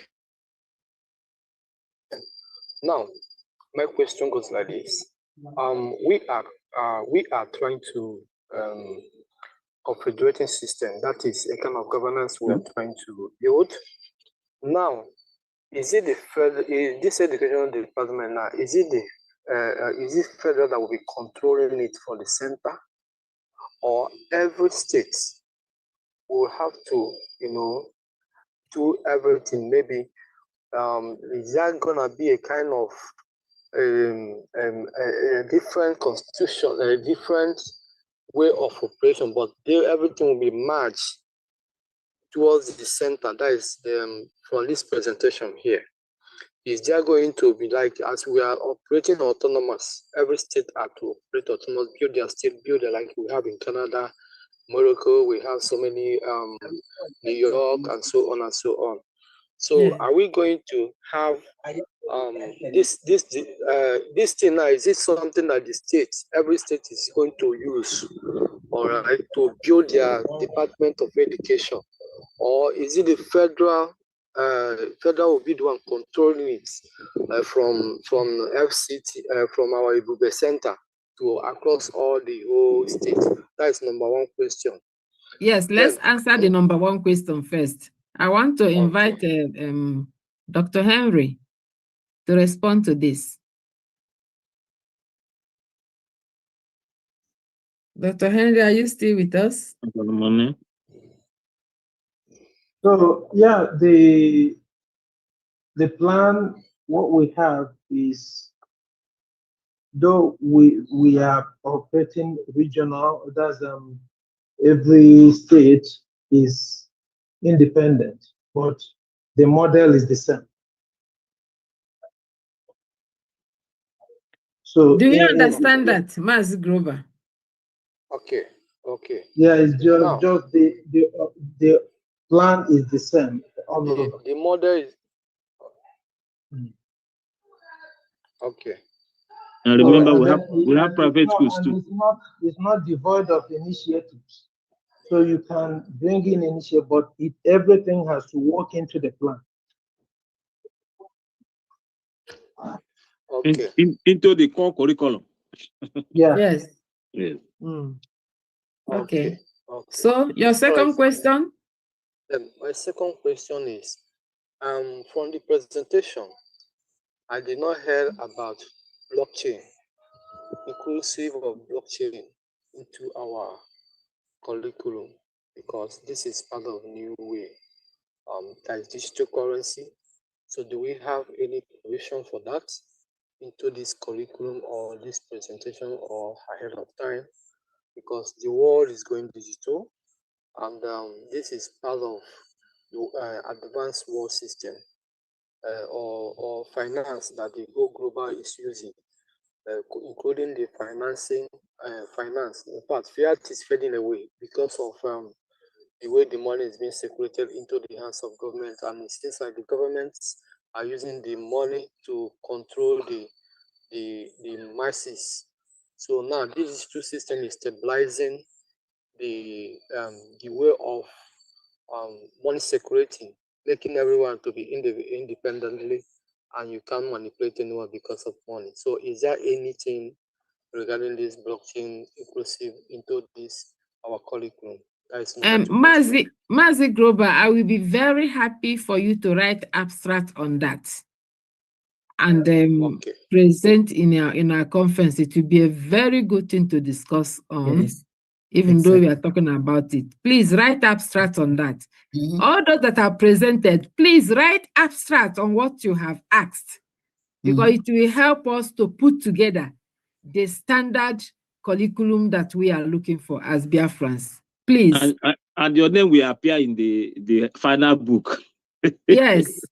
No, and that will be the first book from Education Biafran System. So please don't miss this opportunity. Okay. Then my last question. Because I didn't Somebody is talking. Honorable Henry, you are talking. So mute yourself now. Yes. Mazi Global, are you okay? We move to the next person. Okay. Yeah. Thank you very much. Can I say something about the person that asked a question on our currency? Just like you to know that our Treasury, Department of Treasury and then Finance are really working. We are really some miles ahead, before the Department of Education coming in. So Mazi Global writing his question, and then that will actually help us to look into that if it's an area that we haven't covered or we need to edit. Thank you very much.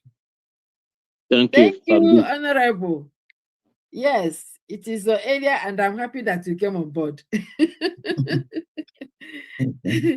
So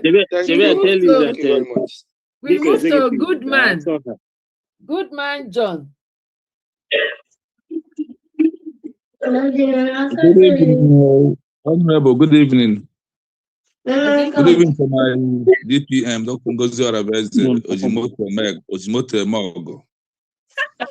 Good evening to Pharmacist Diana, the queen mother in the house. I always meet you. Thanks for all you do for the Biafran people, and as we continue to push us ahead. And I'm waiting for my own motto. Thank you so much. Thank you. So You're welcome. And I salute all of you. This is Re Biafra TV. The other way around. My question is very simple. There is somebody who just called me from Biafra homeland.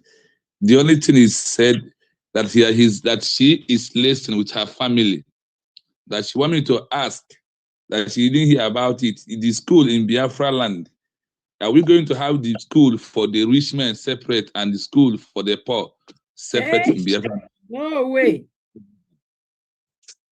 That is the question I want to ask on behalf of Madam who asked me that question today. When it concerns to human dignity and respect, everybody is equal. Yes. There's no school for big people or for small people. There's no difference. We are all made in the image and likeness of God, and we have to bring that ideology home. So if you're rich, you can spread your rich elsewhere, but not in the school system. I have been in the school system where parents want to do that. Of course, they got their seat, and not now in Biafran land. And that's the reason the quality of education that this United States of Biafra Education Department is offering is going to be top-notch. It's going to be top-notch, beyond excellence. That there will be no reason for anyone thinking about rich or not. We're going to have the same quality education, and whereby those children that are exceptionally gifted will be challenged or depending on their performance. A child can be in a class, and then if that child exhibits, that special, being a special child, that child might take classes like I heard here today, going to take advanced classes. So people will be guarded according to their needs. We all remember that a level of understanding is not the same for every human being. And that's the reason the testing and then placement of students in their rightful classes will be used, to help those, that are really below, whereby they might get some extra help to standardize them, and then whereby, special students who are really gifted will be allowed to take classes, advanced classes. Thank you very much. So it's not about how worthy your parents are. No. Thank you.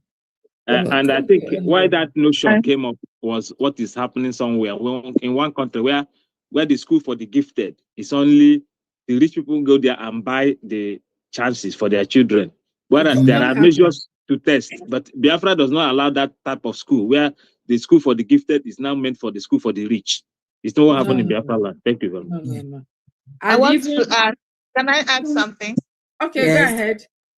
Yes, I want to add that the only thing that will distinguish one school from the other in Biafra land is the rigor and the vigor of the leadership of the school. The principal and the teachers and the character of the school, which the principal instills, will cause the school to distinguish itself on a higher level than other schools around. The students, the school will not be marked by the political position of their parents or how heavy their bank accounts are.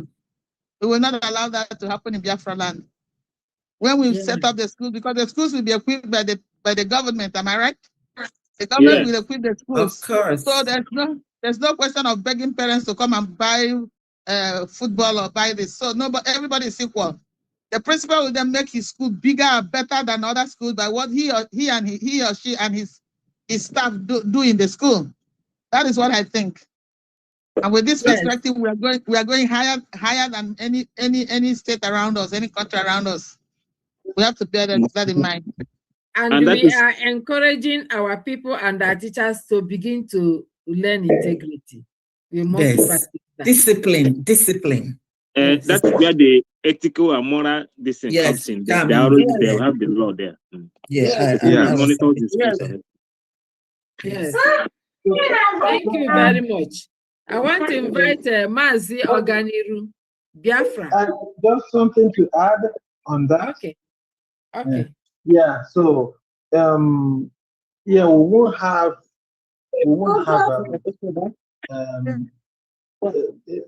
public schools must be public. So there's nothing like rich poor.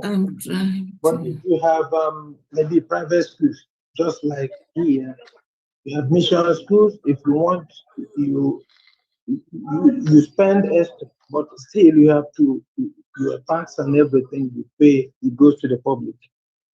Your public school is provided for everyone. If you decide to go elsewhere, it's up to you. Yeah, thank you. It's your own bargain. But and then we have the only thing is when we can reward excellence. So that's the only distinction is you do something great and we reward you and also make you multiply that which you have in others. Yeah. Thank you very much. Now let's move to Mazi Oganiru.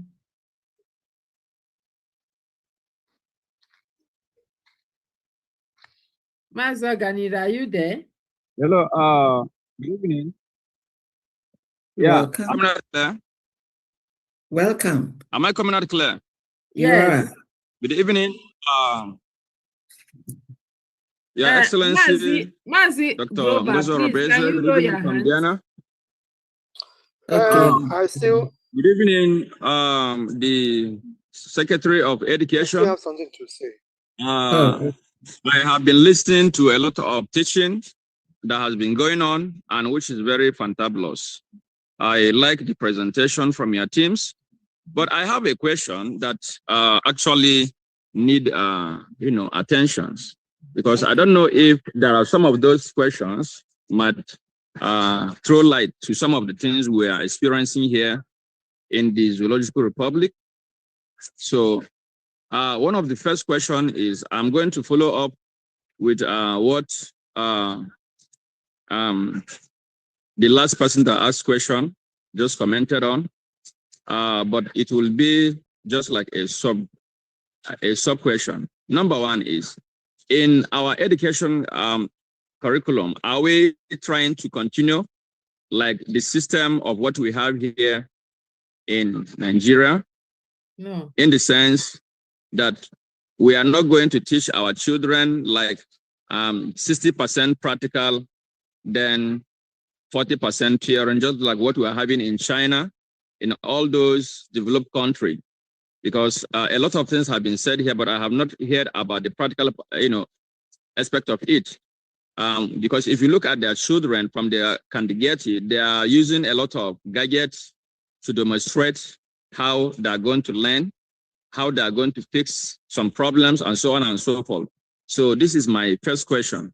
So what kind of system are we going to focus? Is it only on theory, or are we going to impact the practical aspect of it? That's number one. Number two is just in terms of history. Hold on. Before the second question, I think Mr. Omeniru responded a lot to that question when he was presenting. And I would like him to just briefly, because he has explained that before. Okay.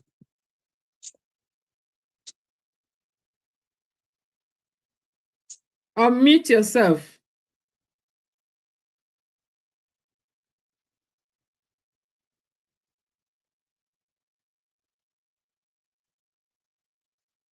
Mr. Meniru, we can't hear you. Unmute. Okay. My good brother was talking about gadgets and its uses in our educational system, and also incorporating it at the early stage. of our education. We have said that right from the time of early education, when the child is in the kindergarten, they will be exposed to a lot of normal gadgets that they can use to play and understand themselves. It helps them at that level. So when we proceed to the pre-primary or primary level, then we are trying to encourage this basic tools. We have to bring in certain tools that will help in that very level. So the education system is planned in such a way that at any point in time, there will be vocational training. Not everybody will be good in, doing one thing or the other in terms of technology. But some other people who are good in that area, either in craft, as we discover them, we put them in the right place where they belong, and they will be able to move faster. There is no disadvantage in Biafra education. And Biafra education is not a copy. We are not copying any country. We are just giving you exactly the system that is going to work for us in Biafra land. So I believe that we have a lot of facilities at that level that will take care of our children. No child will be left in terms of technology. We are going to provide a lot to help the education at that level so that they can be able to bring in their best into the educational system. Thank you very much. The reason why I asked that question is, am I coming out clear? The reason why I asked that question is to reduce the market cost, just like what we are seeing today. We have some kind of phone gadgets that they can produce, maybe from their primary school upward to secondary school, that we don't need to be, paying to build all those things. They can be building it from their primary system or secondary school system before their higher institution. It will make our government to have a price rate, and reduce in terms of, building up our technology like TV, radio, and so on and so forth. Then second question is going in the sense of our history. Before I ask that question, which country are you? Can you hear me? You said, which country are you? Hello? I am in the rising sun. I'm in Biafra. Okay, you're asking if you're in China. I thought. No, I'm not in China. We are watching the globe. We are watching, all over the world. Again, what is going on there. So, we need your distinct input. Please write abstract on all these questions you're asking, so that it will help us clear it better. Let me come in there. Let me come in there. Yeah. You see, in my submission, I made mention of a balanced 3D, and what we mean by 3D is a balanced 3 domains of education. That is the cognitive, affective, and psychomotor education. And when these things are balanced, because it is in this practical aspect of education that is within the psychomotor, So everything must be balanced. If at all level of education, whether primary or secondary, all these things must be balanced, because students must have the cognitive, which is the theory. They must have even the affective, the interest they have in what they are learning. And they must have the psychomotor, which is the practical aspect of it in education, in order to create jobs and wealth for themselves. Because what we are talking about is that indigenous education that will arm our students. Even if they didn't go further, they'll be able to be self-reliant, and self-sustained in whatever they are doing. This is the type of education we are talking about, in Biafran land. So that's the things that will be the denominator of all this level of education. Okay, Mazaganiru, are you okay now? I have 4 questions. I just asked only 1 question. Then the second question is the problem we are having generally in our nation. Number one of the problems we are having apart from freedom is land dispute issue. Are we going to come into our educational system under history to say, just like what is happening in Kaduna, and what we have seen in Court of Conscience of the Zoo, where a judge, a lawyer, was backing the Southern Kaduna as the first settler, while the Northern Kaduna as second settler. So are we going to have a defined system in our history that will define that these people actually, this is where they originated, these are the first settler, and so on and so forth, just like what we have from before the First World War or before the Second World War? We can be able to trace back our people, just like we have a lot of people speaking Igbo language in somewhere like Cameroon and so on and so forth. So what is going to be their fate when our nation has been restored? In few years back, I think about 3 or 4 years back, during one of the zoo governor in my state, there are some people that came back from USA. They trace back where they come from according to their history. There are more than 500 in number that came back. I don't know if somebody have read that news. So they were being given some land because there were a history that there are the people that left those places during the slave trade and so on and so forth. So how are we going to maintain balance so that we will reduce the land dispute through our history? We will also reduce any conflict in terms of those who want to come back to trace back their origination. These are my second question. Thank you very much. How does that question relate to education? How does it relate to education? Because we are talking about education. I just want. We are talking about history. When you talk about education, I just want Mr. Oganiru, Mazo Oganiru, to write an abstract on this and develop it. Then it will help us to look at it, because we cannot answer all this about land dispute at this stage. If you don't mind, it is something the whole Biafra, the whole country has to really look into it. But if we have an abstract from the knowledge that we have, it will help us to understand better. Thank you.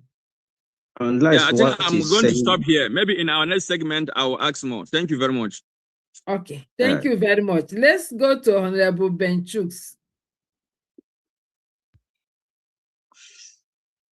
Honorable Benchooks, can you unmute? Yeah, thank you so much, Honorable Minister for Education. Thank you so much. So just joining late. In regards to one of the questions one of our brother asked, can you give a full explanation about a system of education we can adopt in Biafra land?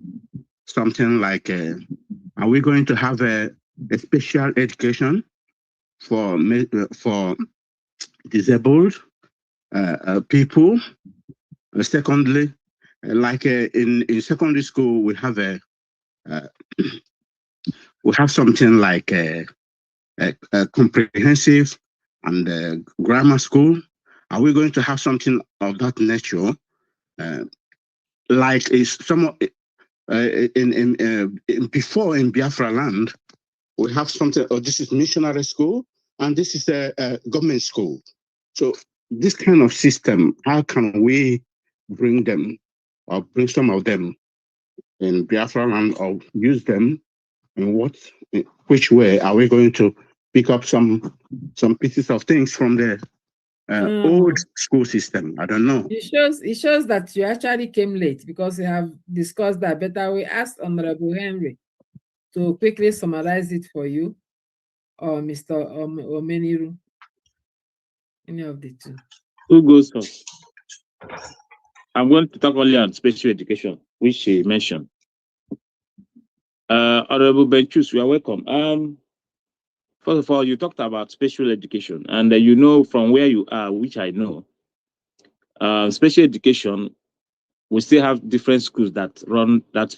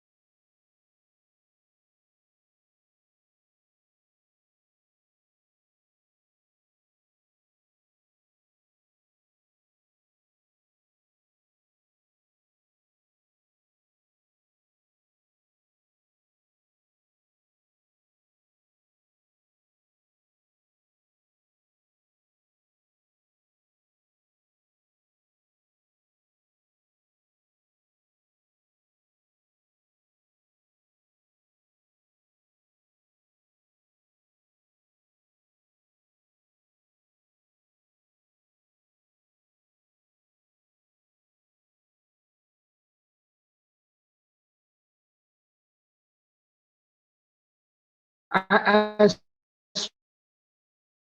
strongly believe that we have gotten that cabinet with conscience, cabinets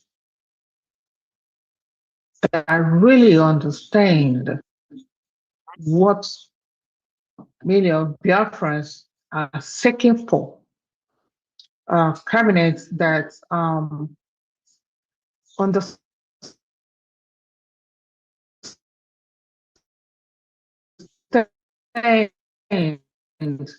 that knowingly or unknowingly is still going to sacrifice. I thank the education department for coming out today. At least Kenwepan, you put that the different departments are working seriously. That as soon as you say go, we got it. So I thank each and every one of you for that. And I am so happy that when the education department was talking, they keep emphasizing about children with behavior. And we know that right now in that bongo, when you have a child with disability, it's like the parents are left alone to suffer for that. And it looks like the person is cursed because even the talent, if any, is gone. So I thank God for that. Here, they say no child left behind. That's the title of it. No child left behind. And so I really appreciate this team for that inclusiveness. It will help us a lot. And it will also prevent children from lying around, hawking, going into criminality. So all this is gonna take control of that. And another thing I love, I didn't really have question, but it just to show my appreciation to what the team, have done so far. It's truly in line, and we say thank you, and we like to see you more. And so that once that happens, we'll kick from there. This cabinet, we are proud of you. We donate some of our sleeping time to you people, to let you know that we are solidly behind you. We can see it all. Thank you so much, and I appreciate you all. Thank you very much. We appreciate you also. Thank you for being there. So we have to listen to two people more, and then we call on our DPM. Yeah, sorry. Yeah.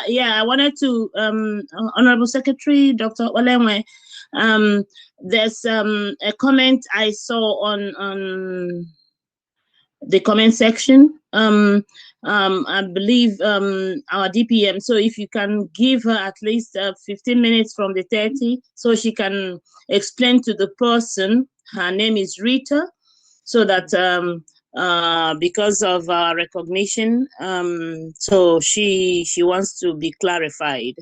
That's why I want these two people to finish, and then then okay, call our DPM. Okay. So Mazi you. Global, you have been there before. Just few minutes. Yes. 1 minute. I wanted to. Yes, thank you very much. My question is now that we have presented this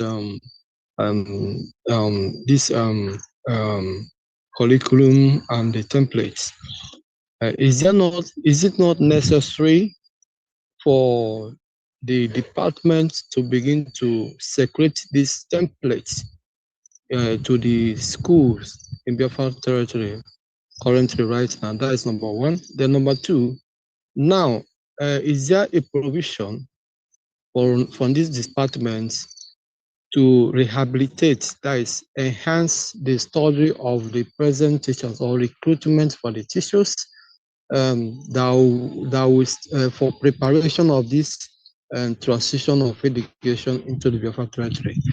And thirdly, what I want to say is regarding the school section, whereby we have from maybe 1 to 6. All right, is it not too much? Is it not too much from what I'm looking at? Sometimes it's not all about the years a person being in a school. It depends on what or the number of classes we have, but rather it is a kind of it's a kind of the effort of the teachers, the knowledge, and No, you're gonna eat your meat. Our time is Hello? getting shorter. Can we just Thank respond you. to the ones who have said, please? We don't have all the time now. I just want to say that is the reason we are having commissioners of education for all the states. And through the commissioners, we can get to the teachers and all that. It is something that has to be done step by step. The curriculum, as we have also contributed to it today, maybe we will add more to it and all that until it becomes exactly what we want. Then through the training of our commissioners and all that, they can take it on board. We don't want to send anything and then you are not sure who is for zoo and who is for Biafra. We don't want us to be messed up in any way at all. So And we are remember, taking it piece by meal. Exactly. remember that those commissioners have been training since last year. They have been on training. Yes, we have been training our commissioners every month on different topics in that our curriculum until they understand it and they have to go to work together with us. They are the ones that are close to the teachers in homeland that we take it on board. So it is not something you automatically put out there. And that's part of the training we are doing today, so that others will know what we are doing and continue to do. And that is why the conference is coming on. Please, everybody here, write one abstract.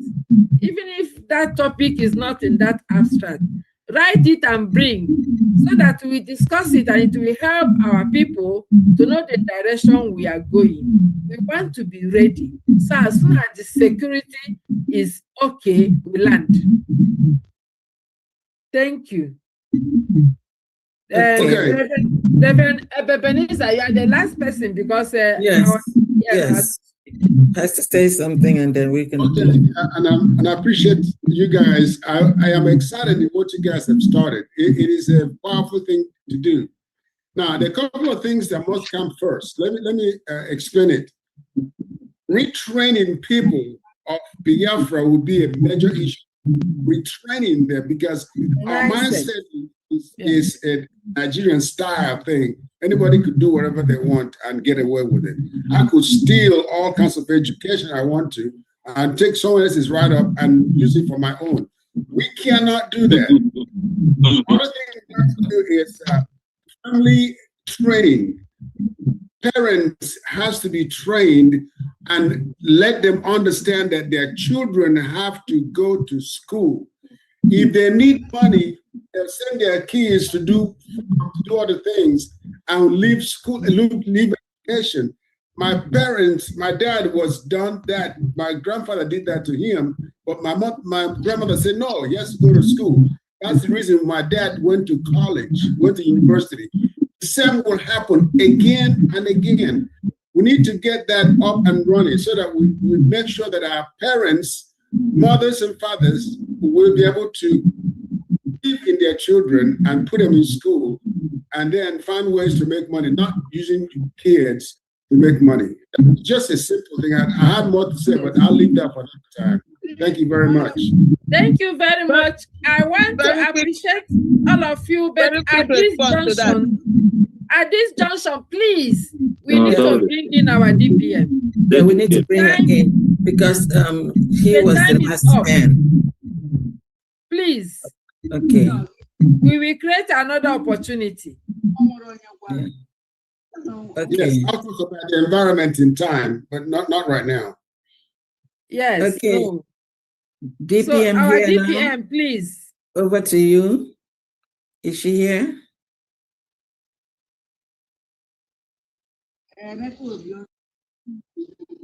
Is our DPM there? Yeah, what was the question?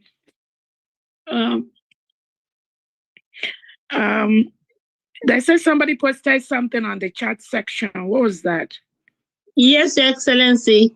Let me go there and read it out for you so that maybe you clarify the person. So she said her name is Rita, and she said, I'm writing to respectfully request clarification. Please, Zoom user, do you mind muting yourself, please? Please, Mazi Global, please mute yourself, please, so that DPM will hear me, please. Thank you. So, Your Excellency, she said, I am writing to respectfully request clarification regarding the recognition document issued by the U.S. Department of Justice. In the document, it states that Nigeria is representing USB as a foreign government. I find this statement confusing and would greatly appreciate a clearer explanation of its meaning and legal implication. Furthermore, I noticed that the document includes an expiration date of October 2026. As a sovereign nation, I do not fully understand why such recognition will be subject to an expiration date. I will be grateful if you could explain the reason for this limitation and whether it relates to a regulatory requirement or administrative process. Additionally, I will appreciate further clarification on why the document specifically states that we are representing, what she means is represented by Nigeria, and how this designation applies in the context of the recognition issued by U.S. Department of Justice. That's the end. Okay, so let's take it one by one. She said the first one was what? Why the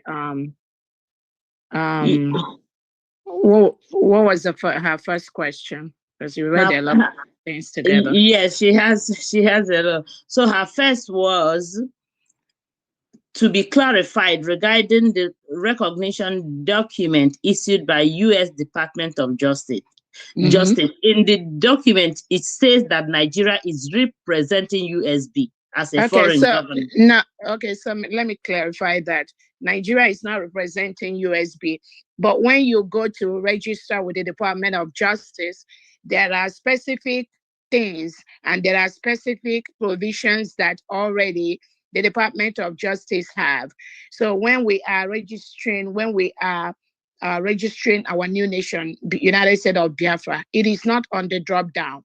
So there's no place you're going to see Biafra in the Department of Justice. So it gives you an option to choose the closest geographical area or country that is close to your new nation. That was why you see Nigeria there.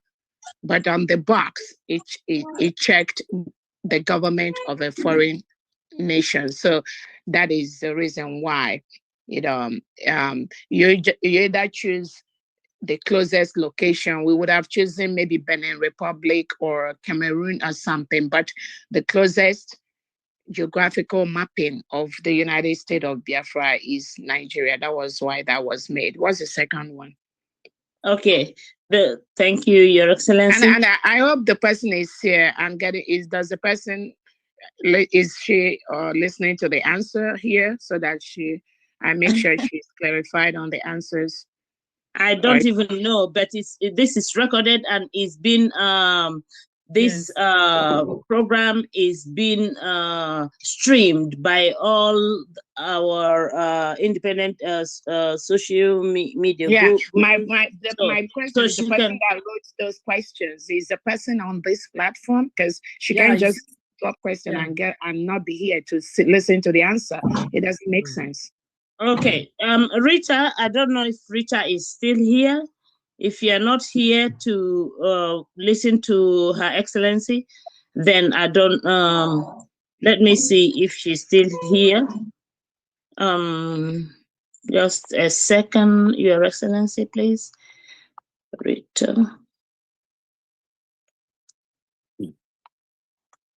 I can't see her name. I can't see her name anymore. Maybe Okay, she dropped so it. let's go to another thing. From D, there's something you all want to say, because if somebody drops a question and doesn't, is not here to get the answer, that means the person is not serious. Earlier I stated something. I don't think I have something else to say. Just a vote of thanks. When we get there. Okay. All right. Thank you so much, everyone that participated in this program. I want to use this opportunity to thank the Secretary of Education, Dr. Kalewa. Oh my goodness. You people are amazing. You and the Education Department, the committee members. I mean, a big round of applause to all of these wonderful Biafrans that are working. Honestly, I don't even know how to start mentioning and thanking all of them for what they do every day. I mean, this department has, I'm telling you, they are breaking a lot of record and barriers. Honestly. In the whole 40 states of Biafra, all the education commissioners, majority of them are involved in the weekly. I mean, they do like weekly. Sometimes my phone will be like, and I'm like, there's no way I can meet up to the expectations and the commitment and the meetings of this department, Biafrans, and those that are listening. This department is top notch, and total trust in the policies they're going to be setting for the United States of Biafra. And like Dr. Kalewa has said, that is the reason why they organize all these products, all these programs. This department don't sleep. But in the collaboration between the United States of Biafra in diaspora and the education commissioners in homeland, they are almost every week communication, this plugging in, these connections to ensure that everyone is on the same page. And I can tell you that the programs, the projects that this department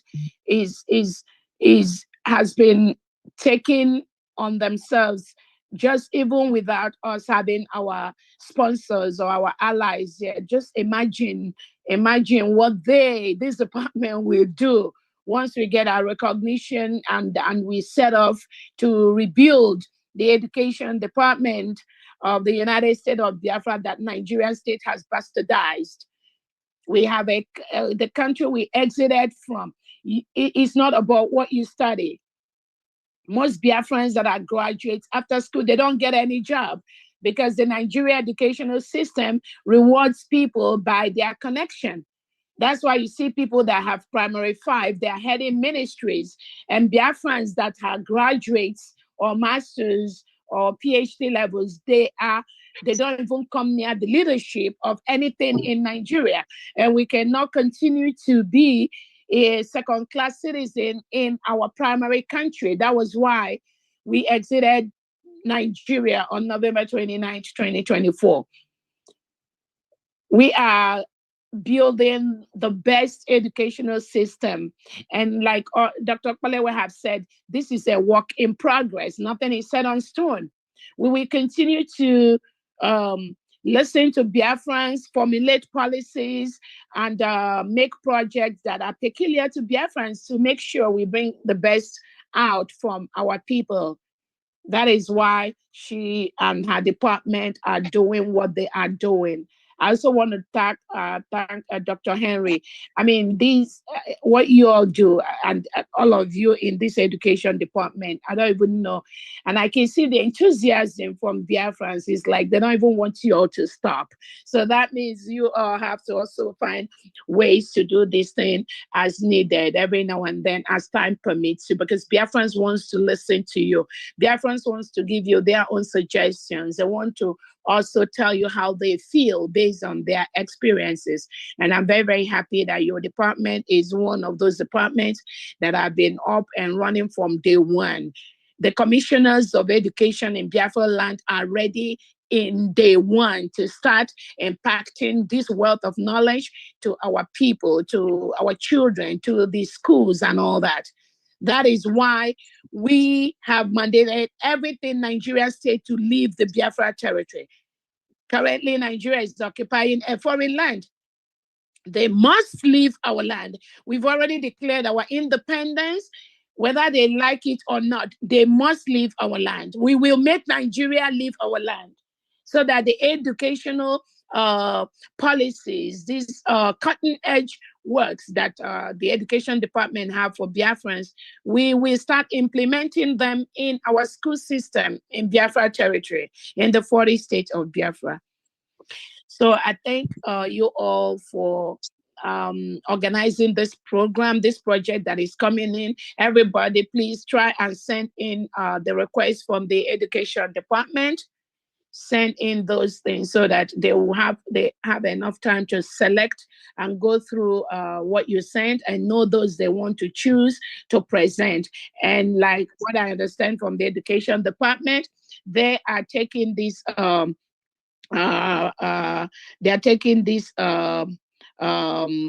papers from every department, from every group, not just the education department. There are so much they're already doing on the education, on the teachers, on the curriculum and all that. But this particular program they want to carry out is from every department. Everywhere you think you're an expert on, send in the document. They're going to go through that and then they're going to select those that their project will be approved for that program coming up. So Biafrans, please support them. Be there for this event. It is also to raise funds for them to carry on their pilot project, which they've already presented. Wonderful, wonderful project. One of the best I've ever seen. But before our allies come in to help us in building our new nation, in our currencies, in our education, in our business growth and all that, we still need Biafrans to support what we are doing in any way possible. If you can sponsor this project, please reach out to the education department to help them in what they are doing. So again, Dr. Okpalema, thank you so much for what you do. And all the education commissioners in Homeland, I thank them too, from the 40 states for what they do every day to make sure that they are in line with what the federal is doing. There's just so much going on, and we have to stay the course. We must stay the course. Every day we keep seeing the reason why the Biafra freedom has not happened over the years. Mm-hmm. Because of the criminality, the sabotage, the greed of some Biafrans that are presumably supposed to be in the leadership position of Biafrans.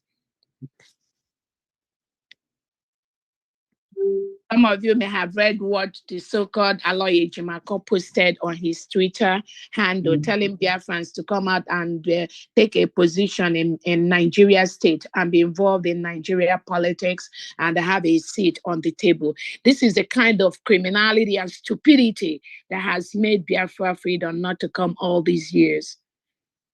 People like Iwanya with them, they were doing things like that until his final moment when he was about to die. That's when Iwanya has to confess that there's just no need for Biafra and Nigeria to be under the same roof. But then it was too late. Your Excellency, that was why he sent that message saying that our leader Mazen Nandikano said we should stop our sit at home. I knew because before Peter Mba made him write that note saying that we should stop sit at home. He now, did it a second time by saying that our leader said we should stop sit at home.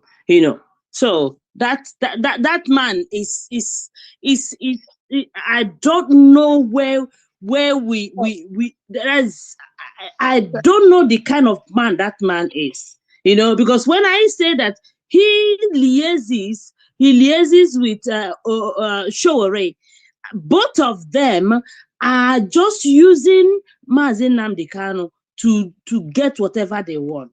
That's it. So again, Aloy Ejimako, from what he wrote on his X handle, I am not just only disappointed. Many Biafrans are disappointed, and that is why we have to stay the course. Mine is to be able to watch everyone, and know where they are coming from. And it don't take me a second to know where somebody is coming from. I might say some of the things that these individuals are doing, they've been doing it all along. It's not a new thing.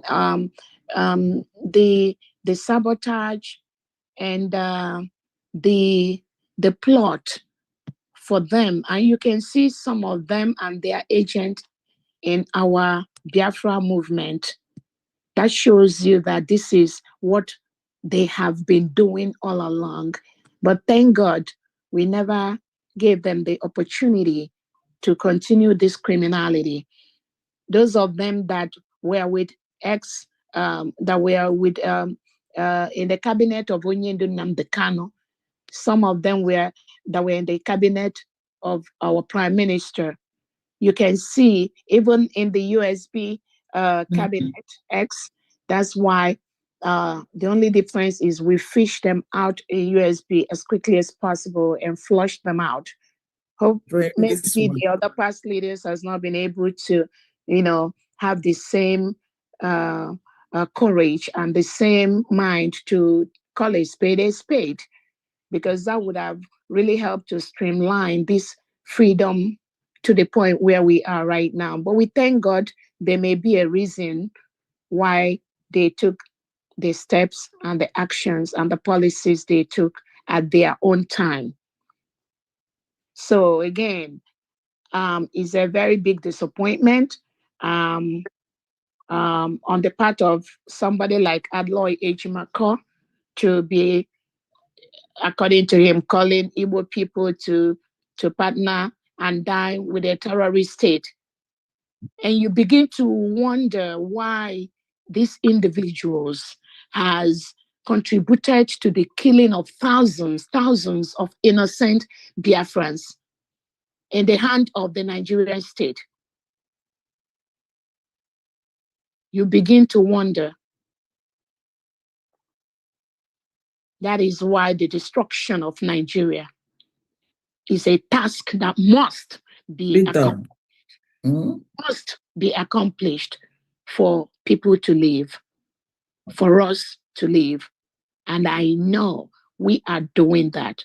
I believe that's why Onyendu said the freedom of Biafra will come from diaspora, because almost all of them in homeland, their brain has been destroyed, has been bastardized. They can't even think well.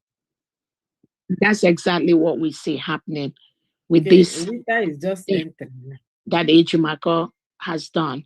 Again, I also sent out, so Biafrans listening to me, the spirit of Biafra is bringing out our enemies one by one. When that spirit bring them out, do not give them a second chance, because somebody is somewhere fighting this battle for us. The thousands of innocent Biafrans that are dead, that spirit is the one that is bringing these individuals out. And when they throw them out, don't take them for granted. Don't give them a second chance.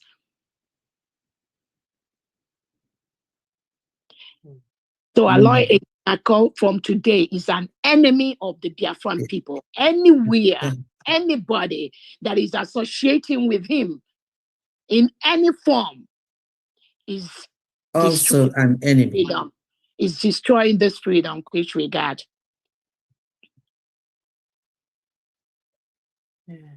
DPM. also send out some information regarding our recognition by the Department of Justice, DOJ, as a government. Yes. I believe some of the things that they are seeing recently is making them very, very restless and uncomfortable.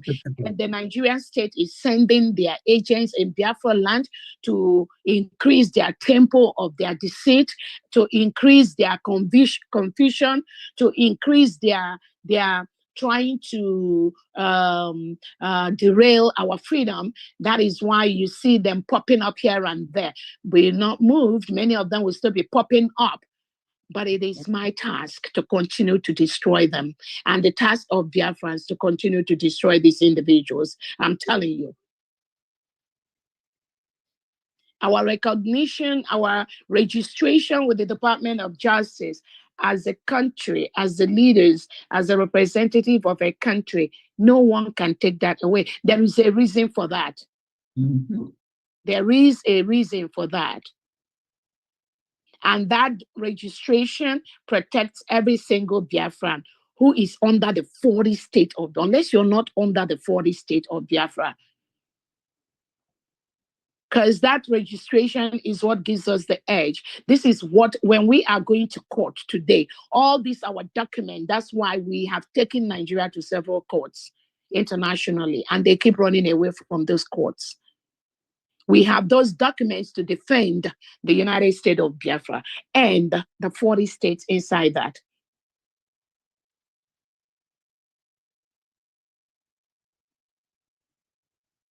Anyone saying anything different, these are the paid agents of the Nigerian state and the delegitimized governors.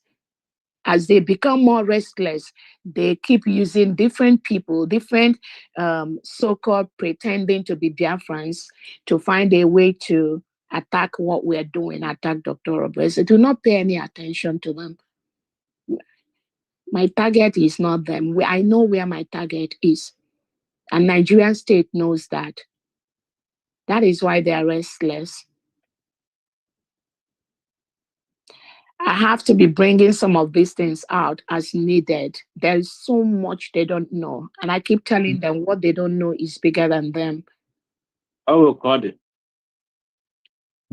But as time permits, as things are unfolding, we will continue to bring some of the things that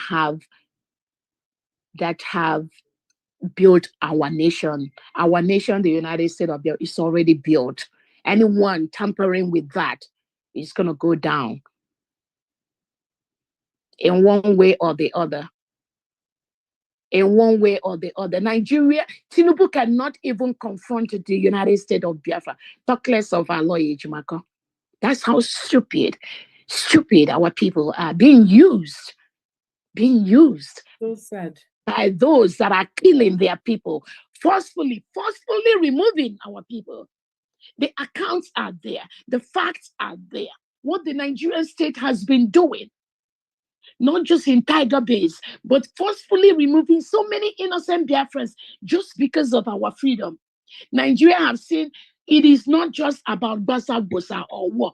What we are using to destroy Nigeria, they don't have it. They don't have it. They can say they have the gun, they have the bullet to start attacking innocent Biafrans. And we are not going to go there with them. We can't go there with them. But we have things that are stronger and bigger that the United States of Biafra is using to destroy Nigeria. And that thing is working 100% for us.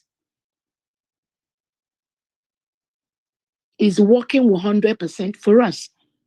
Don't tell Lugo 247. Keep it, please.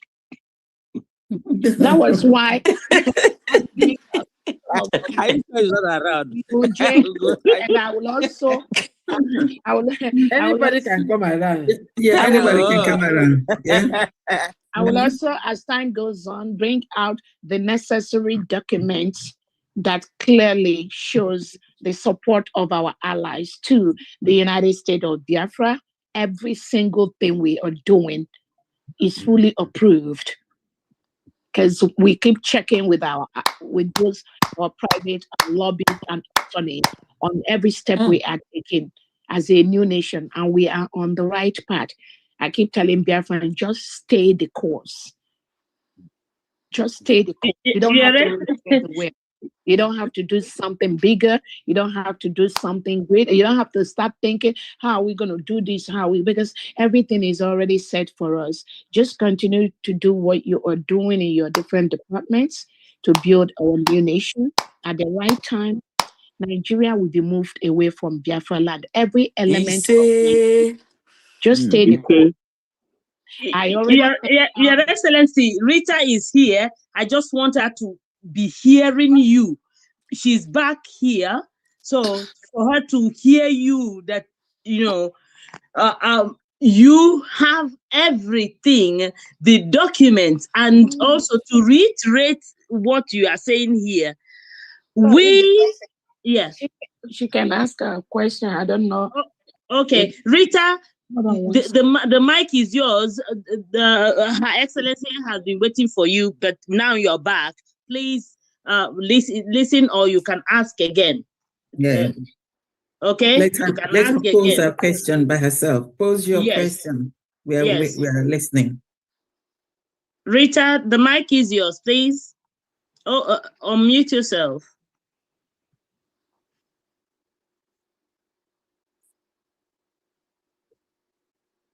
Rita, are you there? Unmute yourself, please.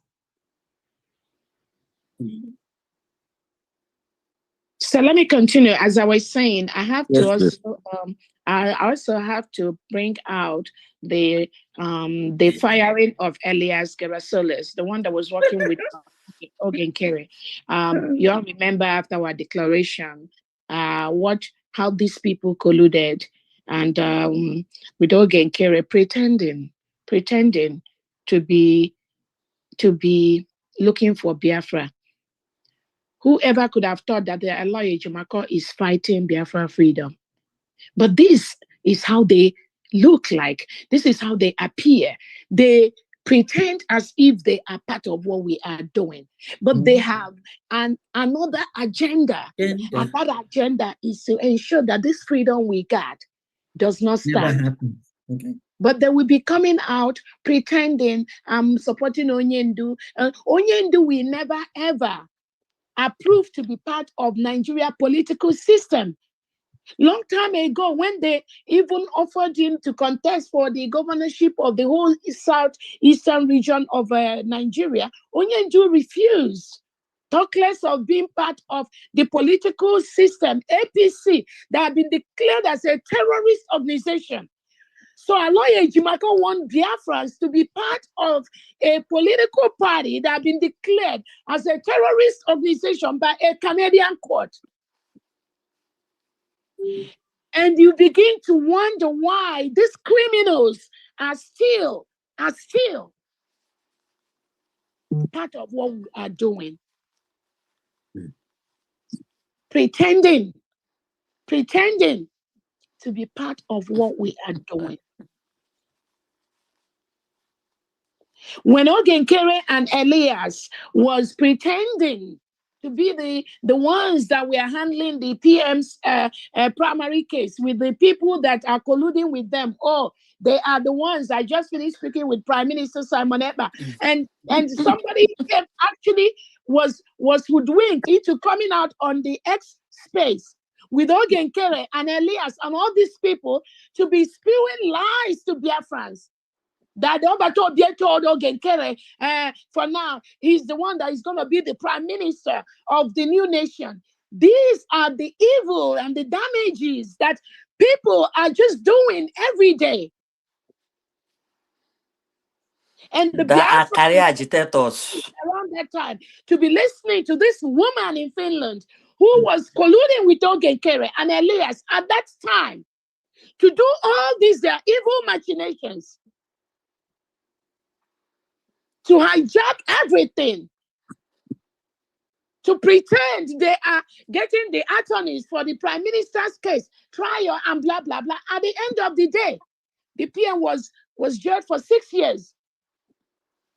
And some of them will come and say, oh, they are sorry. They didn't know. They have to look for this one. They have to look for this one. How can we, allow people that are working with the Nigerian state to penetrate our leaders and be using them to destroy, not just destroying all Batobia, but also destroying the freedom which we are working on.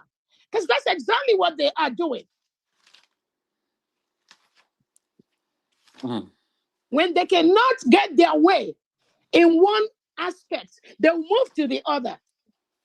That was why Elias colluded with Ogenkere at that time to be saying that the Biafra declaration was done on December the 2nd, knowing fully well that our declaration was done on November the 29th.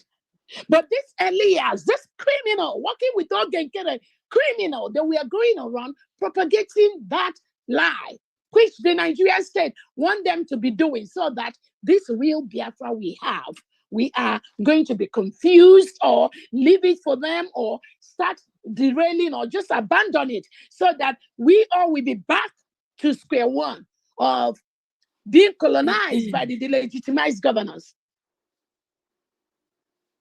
That was exactly what Elias was doing with Ogenkere, and Ogenkere was collecting money from Biafrans and paying this criminal to derail the freedom that we already got. And Biafrans, we are giving him money to give Elias. But I have to bring again the document where Moral Global fired Elias in January, when he saw that this criminal is not doing what Obatobia wanted. He was fired. And then that was when he came out to say he is starting his own organization or his own lobbying firm, and he's carrying Ogenkere. Briggy will join him in that, in his law firm. How can he's no longer the same Briggy, because the original Briggy was registered with the Department of Justice by Moron Global himself. He did it. Then when he fired Elias, Elias now carried Ogenkere, briefly publicizing to confuse Biafrans that he is now going to be representing Briggy. Which Briggy was this criminal Elias representing? If not the same criminal Briggy that he and Ogenkere were working on to derail what we were doing, to derail the freedom that Obatobia fought for and is fighting for as we speak.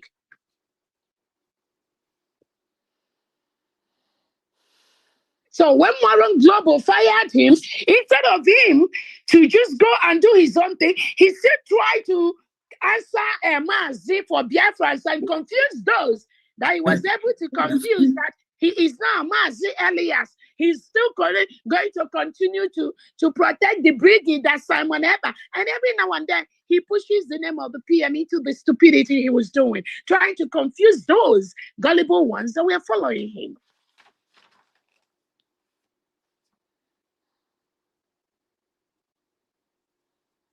And you begin to ask yourself why Biafra was never restored for the past 10 years, all this while.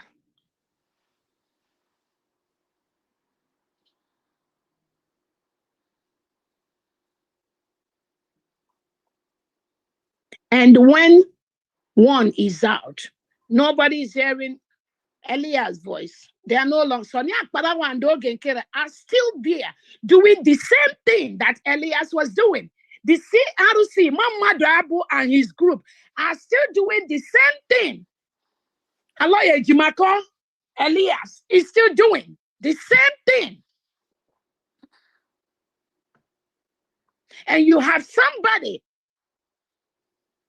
who will come out and say he is there for Simon, still working with these criminals planted to disrupt this freedom we have.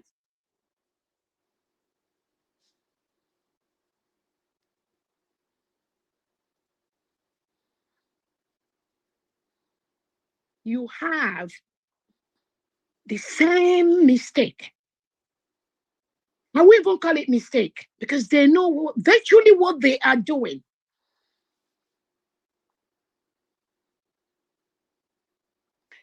But the only thing, I thank God, the freedom that we've gotten is not just what Onyendu and Obatobie has prepared me to do and prepared Biafrans, this crop of Biafrans now to do. I also thank God we have our allies that have understood the criminality of the Nigerian state, how they use Biafrans against Biafrans, how they manipulate Biafrans so that our freedom is not restored. And I promise you, those our allies are already on top of this case. And they know every single criminality that the Nigerian state is using by using Biafrans or those that pretend to be Biafrans to derail this beautiful nation we already secured. So we are not going to be moved by their behaviors, by their actions. We just stay the course. We just continue to do what we are doing, and we will continue to destroy Nigeria, both from the outside and the inside. They don't know. They don't know what is happening to them. But I believe some of them do have an idea of who is dealing with them. And they know that they can never recover from this, no matter whom they use.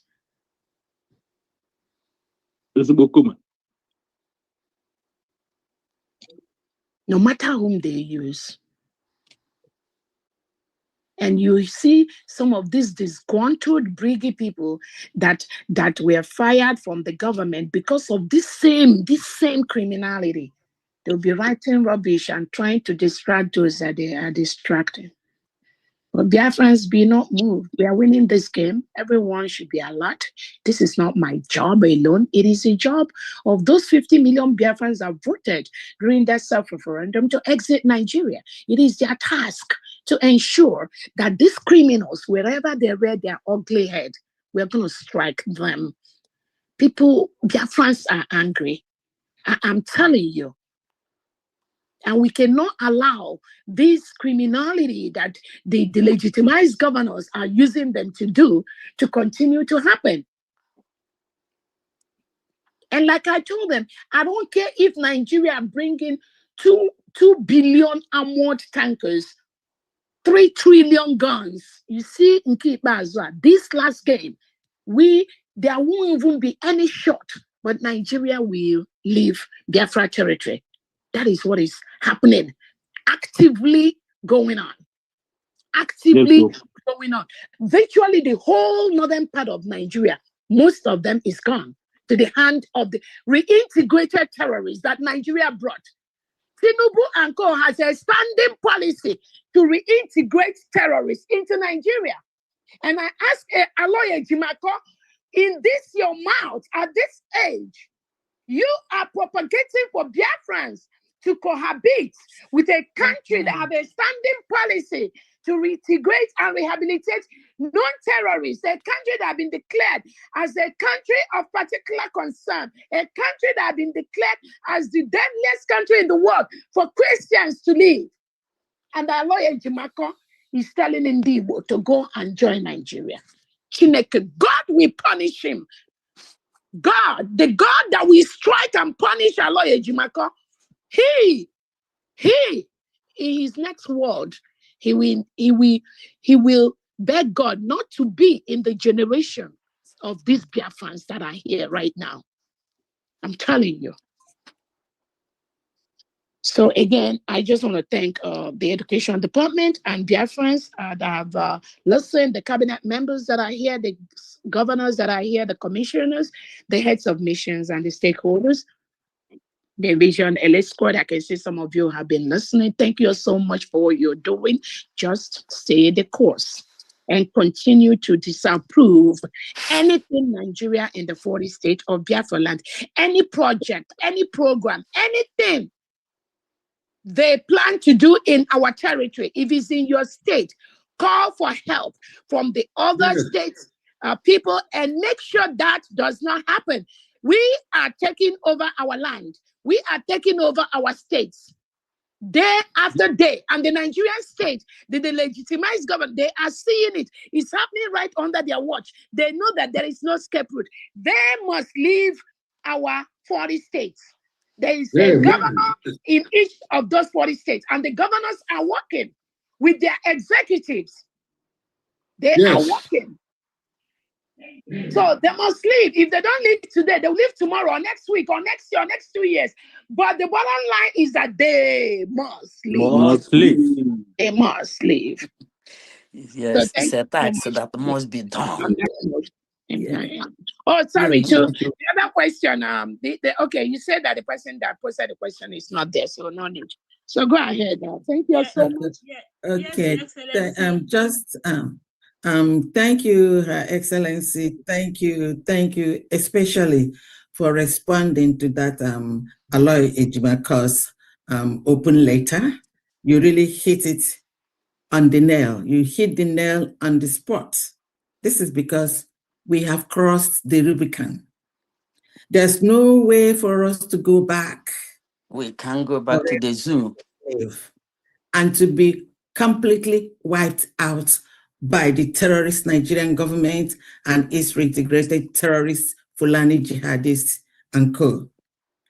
Doing what Ejimakor suggested here tells us who he is and who he's working for. Can you imagine? When he crawls like a snail, like a snake, and acts like a snake, it is unequivocally a snake. We do not need any seer to tell us. Ejimakor has truly told genuine Biafrans today who he is. Our Supreme Leader, Amadike, told us that he's not going, he will never disappoint us. And we would like him to know that the United States, genuine United States of Biafra citizens, and this United States of Biafra government and cabinet, and our envisioned elite squad will not disappoint him. It's now going to come to that point. We all remember what he told us, that if he ever disappoints us, that the nearest person to him, he told them what to do. We know his heart. We know he cannot disappoint us. It will not even come to that. Rather, all those sabotaging and then trying to destroy this once in a lifetime restoration, they are the ones that God will take. Thank you very much, Excellency. Your response is exceedingly welcomed. Thank you very much. Pandu, can I jump in? In any form whatsoever. Oh, okay. It's only now or never.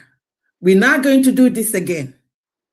Biafra cannot be redeclared. Never anywhere in the history of mankind have you seen people redeclare and then come back to do it again. Because these are people, all the people fighting against this restoration, they do not understand.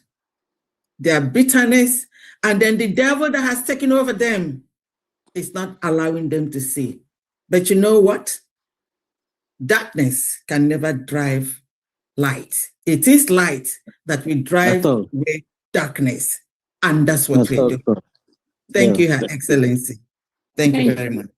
Thank you. Fandu, can I say something, I don't know please? what this Rita is writing again. Rita is writing something again. Thank you. So, okay, over to you, Dr. Akpalewe, and then please. Yes, thank you very much. I want to join my voice to thank our DPM, all the honorables, the cabinet members, the governors, and all the people that are here. Please, the education department are not taking it for granted. You have spent your night to listen to us. This shows that you are interested. I'm requesting that you write abstracts and send to us. Support us so that we showcase the standard that you are talking about. We don't just want to be talking, we want action. Where that action can only happen if we have money to showcase this. And if anybody here to sponsor us or to write funding for us, please, we welcome it. We welcome. Many of us are not good writers for fund and all that, but anyone that, please approach me so that we take it from there. Yeah. Thank Dr. you very much. Before you close, Dr. Palenwe, can you please just tell people, those, for the writing the abstracts, how much, the donation, the categories. Okay. Yes. Okay. Thank you very much. When you write your abstract, if you are in diaspora, you will register with $100 only. If you're in Biafran land, with $60. If you're in other parts of Africa, it is $80. And we have the bank account where it can be paid. And then when you register and we accept your abstract, which we have to accept because we only have to make it better, then eventually we will select some of them that we can send to journal. We begin our first African International Journal, and also some of them we put it into booklet. That's why I am telling everybody that asks question now to put your question very clearly into abstract and develop it so that it be part of our reference, and your name will be written there as one of the first book that we have written as Biafrans coming in. Because any abstract that you write is not going to put aside. We are going to make use of them. So I'm requesting you, tell other educationists, tell other departments, there is topics that anybody can pick. And if you cannot find any, great ones, send to me. Because it's about us and our development. And if you don't want to write, you can still register and come to listen. Yes. And everyone or anyone that is not really presenting, everyone should register, because what you're trying to do is to support.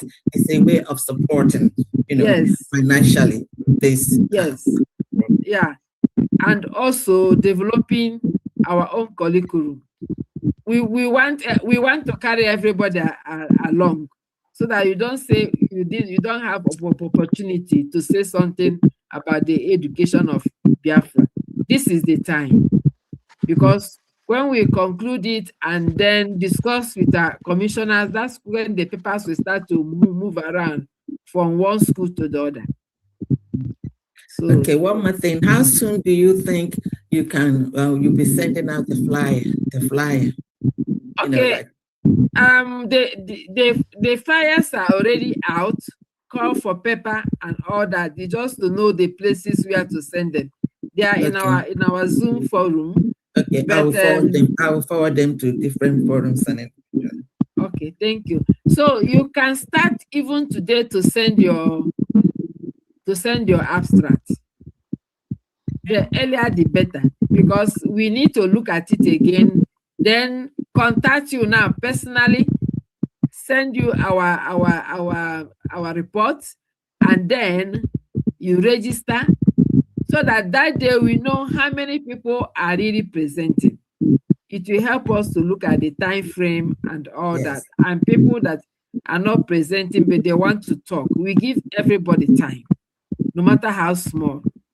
Just as we are trying to do that today. I am very grateful to my mouthpiece, Honorable Mouthpiece, and her group. I really feel so great, because I don't know much about internet, but it has made it very useful and possible for us today.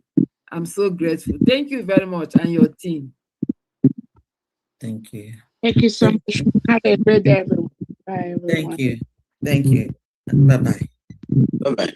Bye. Yes, Education Department, your wonderful team. I love all of you. Thank you, Education Secretary. Thank you, everybody. Thank you, everybody. Achọburu m ịjụ ajụjụ. Education Secretary, thank you very much. And your team, you guys did a very nice job. Please, second, please. Well done, well done. Great. Thank my deputy, please, because he's the one who has been holding this, because both of us did it together. Please, I want to acknowledge my deputy, Smile Amuzie, for all you did today. Thank you so much for hosting us here. Yes, from Ikemba State. Yes, without you, Honorable Amuzie, we wouldn't have been able to do it. So thank you, Honorable Secretary for Education. Thank you for all. In fact, you made the USB proud today. Thank you so much. Ikemba Jife. Yes. Good night, all. Okay. Thank you. Good night, everyone. Yeah. Bye. That's nice. Yeah, good night. Bye. Bye, everyone. Thank everyone.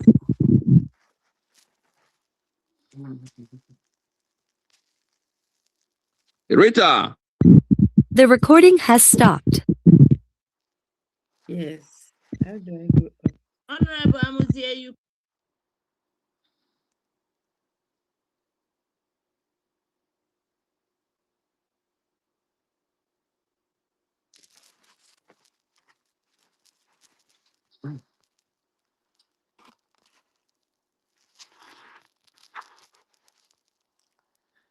Andadra Borongo, Beluro, Banam.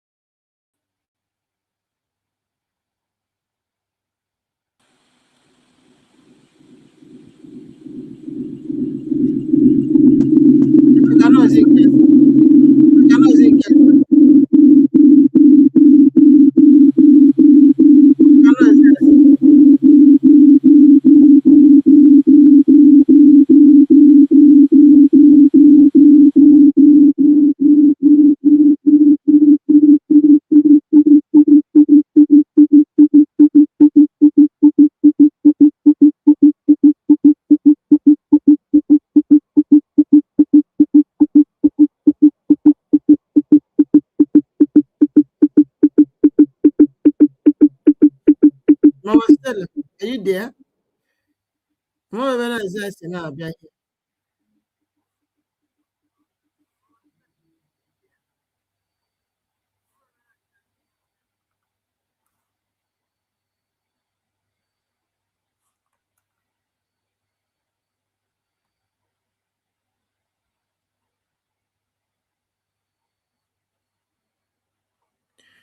So, Miss Smith, are you there?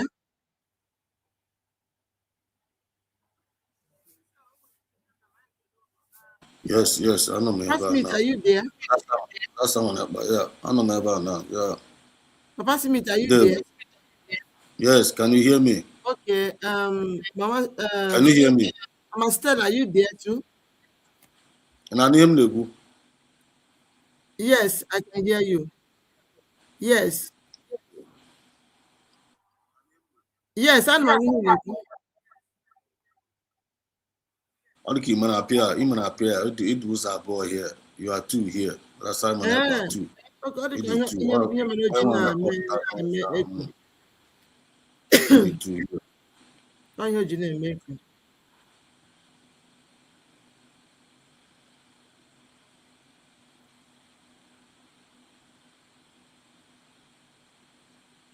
You get what one. You get what No, one.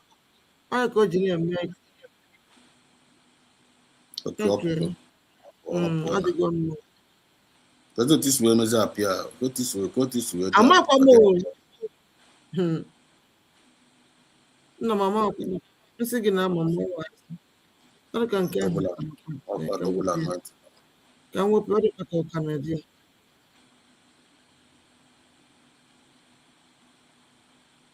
Okay. I think I'll go okay.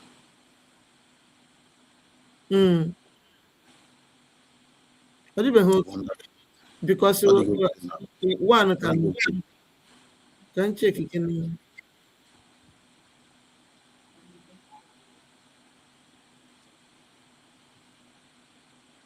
How many?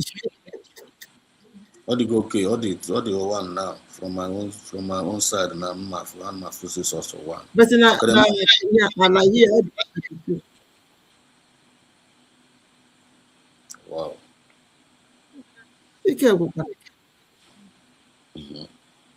USB my nation. I can see USB my nation standing. It was a wonderful program indeed. That's how many was it that one. I was in Kamna Fuzeba, so someone Kamna Fuzeba now. Okay, you're back. Can you hear me?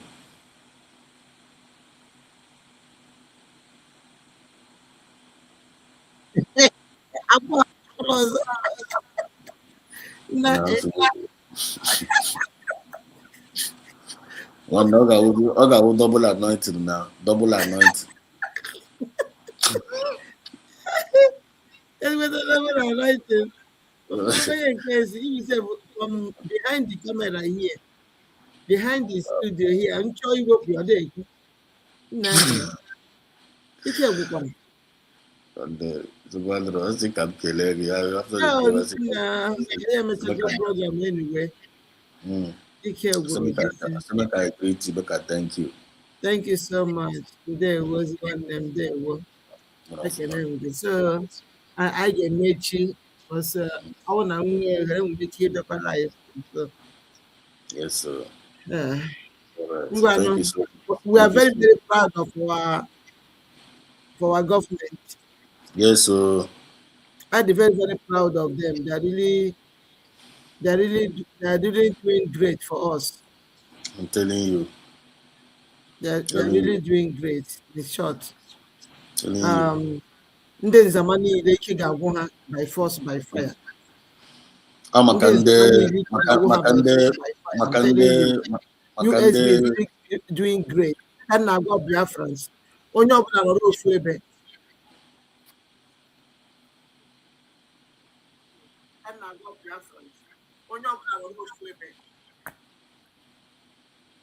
let us support our our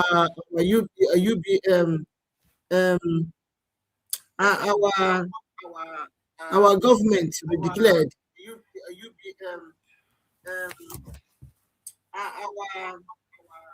our government we must all support our government. Okay, USB declared, we must all support it. Biafrans, I'm assuring all of you, let us stay one place. That is where the fight for Shokoto you go see for inside your Shokoto. So because no them only grow let us continue to support our government. They are really doing great. Our DPM is not sleeping, is not retiring, is not resting to see that you see. So that is why we all must continue to support USB, support our DPM, support our government. I'm telling you. So I really appreciate all of you that is here. On our comment station, from A to Z, from number 1 to the end person not here.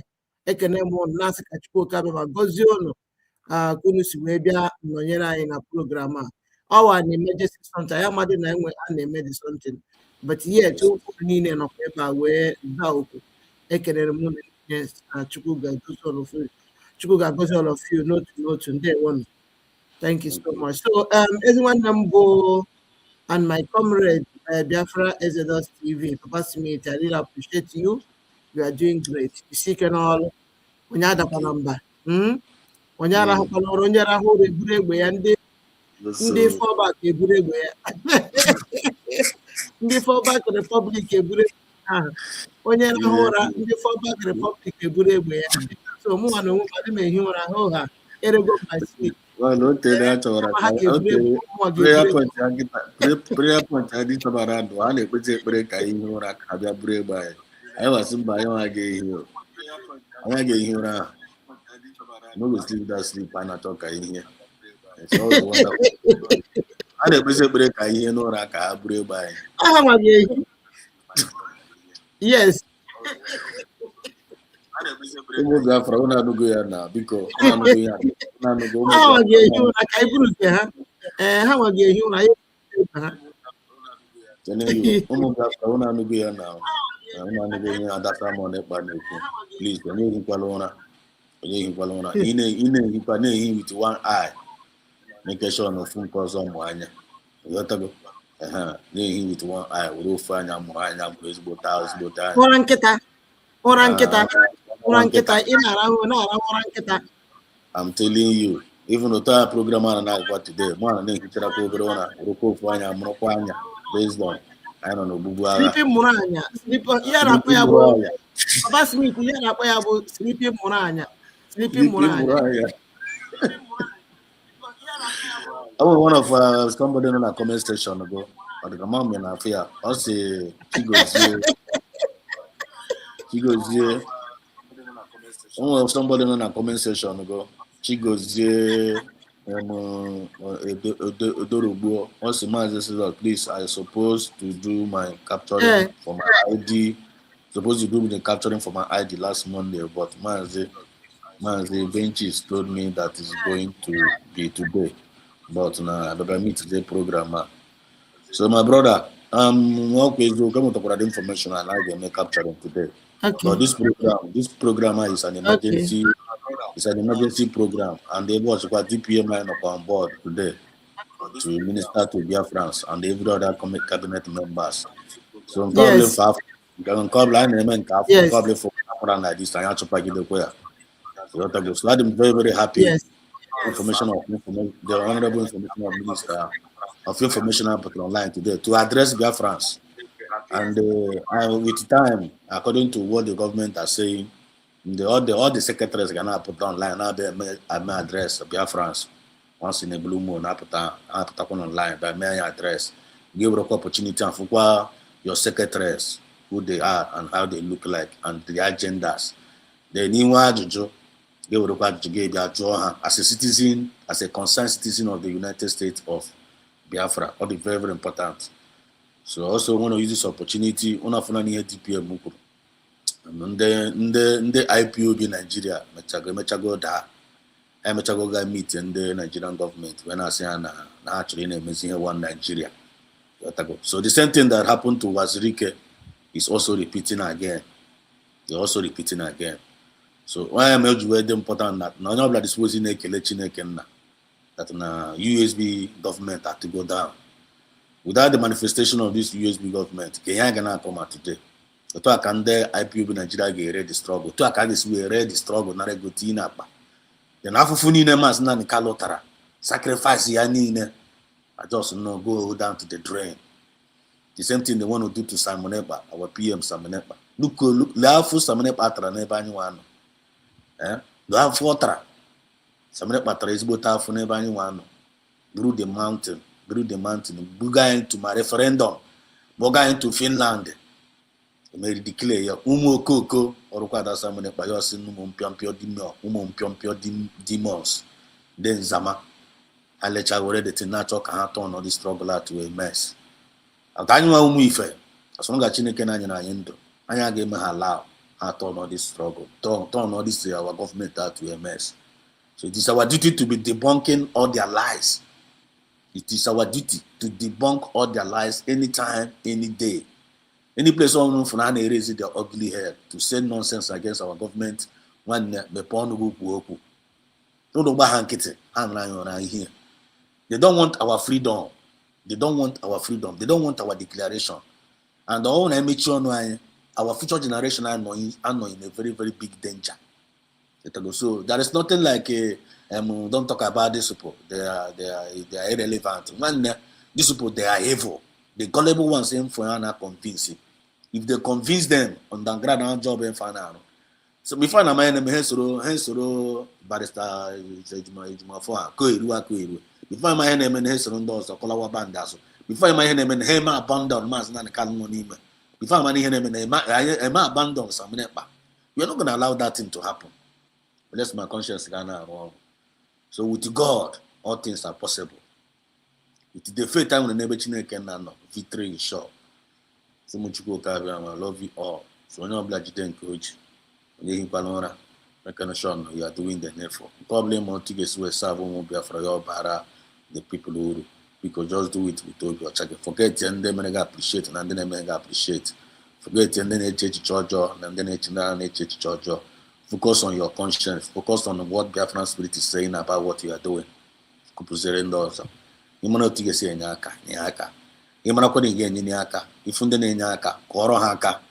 Pray for them and wish everybody well. So they will now the little ones who can be on so they will. That's some of them, but Mama make it not there. So I think I've rounded up today. Thank you so much.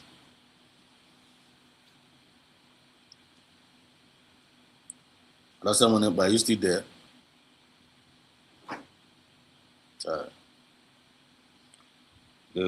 So I'm still waiting to hear from that someone, but I don't need to.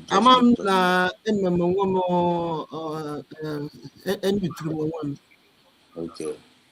So that because you need to put no kwa hemu akuru kam just ku feshi oku. Bulmo butakora. So that because you need to put no kwa hemu akuru. I don't know everything in Peru. Thank you so much. Thank you very, very much because I do easy. I do easy. Thank you so much.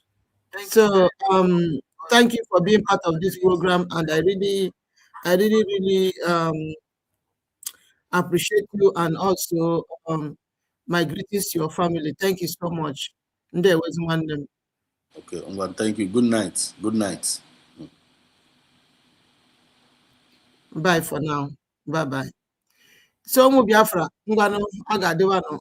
Obu na anyị nwe ohere anyị ga-abịachi live ọzọ. Okay, anyị ga-abịachi live ọzọ ka anyị weta matters on ground, matters the new update as it is hot. Let us discuss it today. I ga-abịachi live, okay? And maybe in 1 hour time we're coming back live. So make sure you join us. Open a like this emergency Zoom meeting, please. Like it now, share it, and Abonata will be your first time in our full Adasa Moneta TV. Please, without subscribing, and this subscribe with chat on number no dear. Gogabo, I be actually life now. Can we keep him and I in our life? Okay, so please, can you make a give Monday what you buy from X because I need follow us there, subscribe. Just follow us and then continue to repost our programs and other updates I may post there. They will be Biafran. So I'm a happy because make sure you join us back. Kind of be a chance, make sure no join I. Okay, join us back. We'll soon be back in our time or thereabout. USB no going back. Biafrans, I got to seek when I support to our government. Eba Kano. Onye ọbụla bụ ndị osimiri niile a ga-eme na ha niile ndị osimiri niile ụgbọ ha gbara late. Ụgbọ ha gbara late. So ụmụnne ngwa according until we come back again, we talk more. Ngwa according, bye. I love you all. Please like and share and leave your comment in the comment section.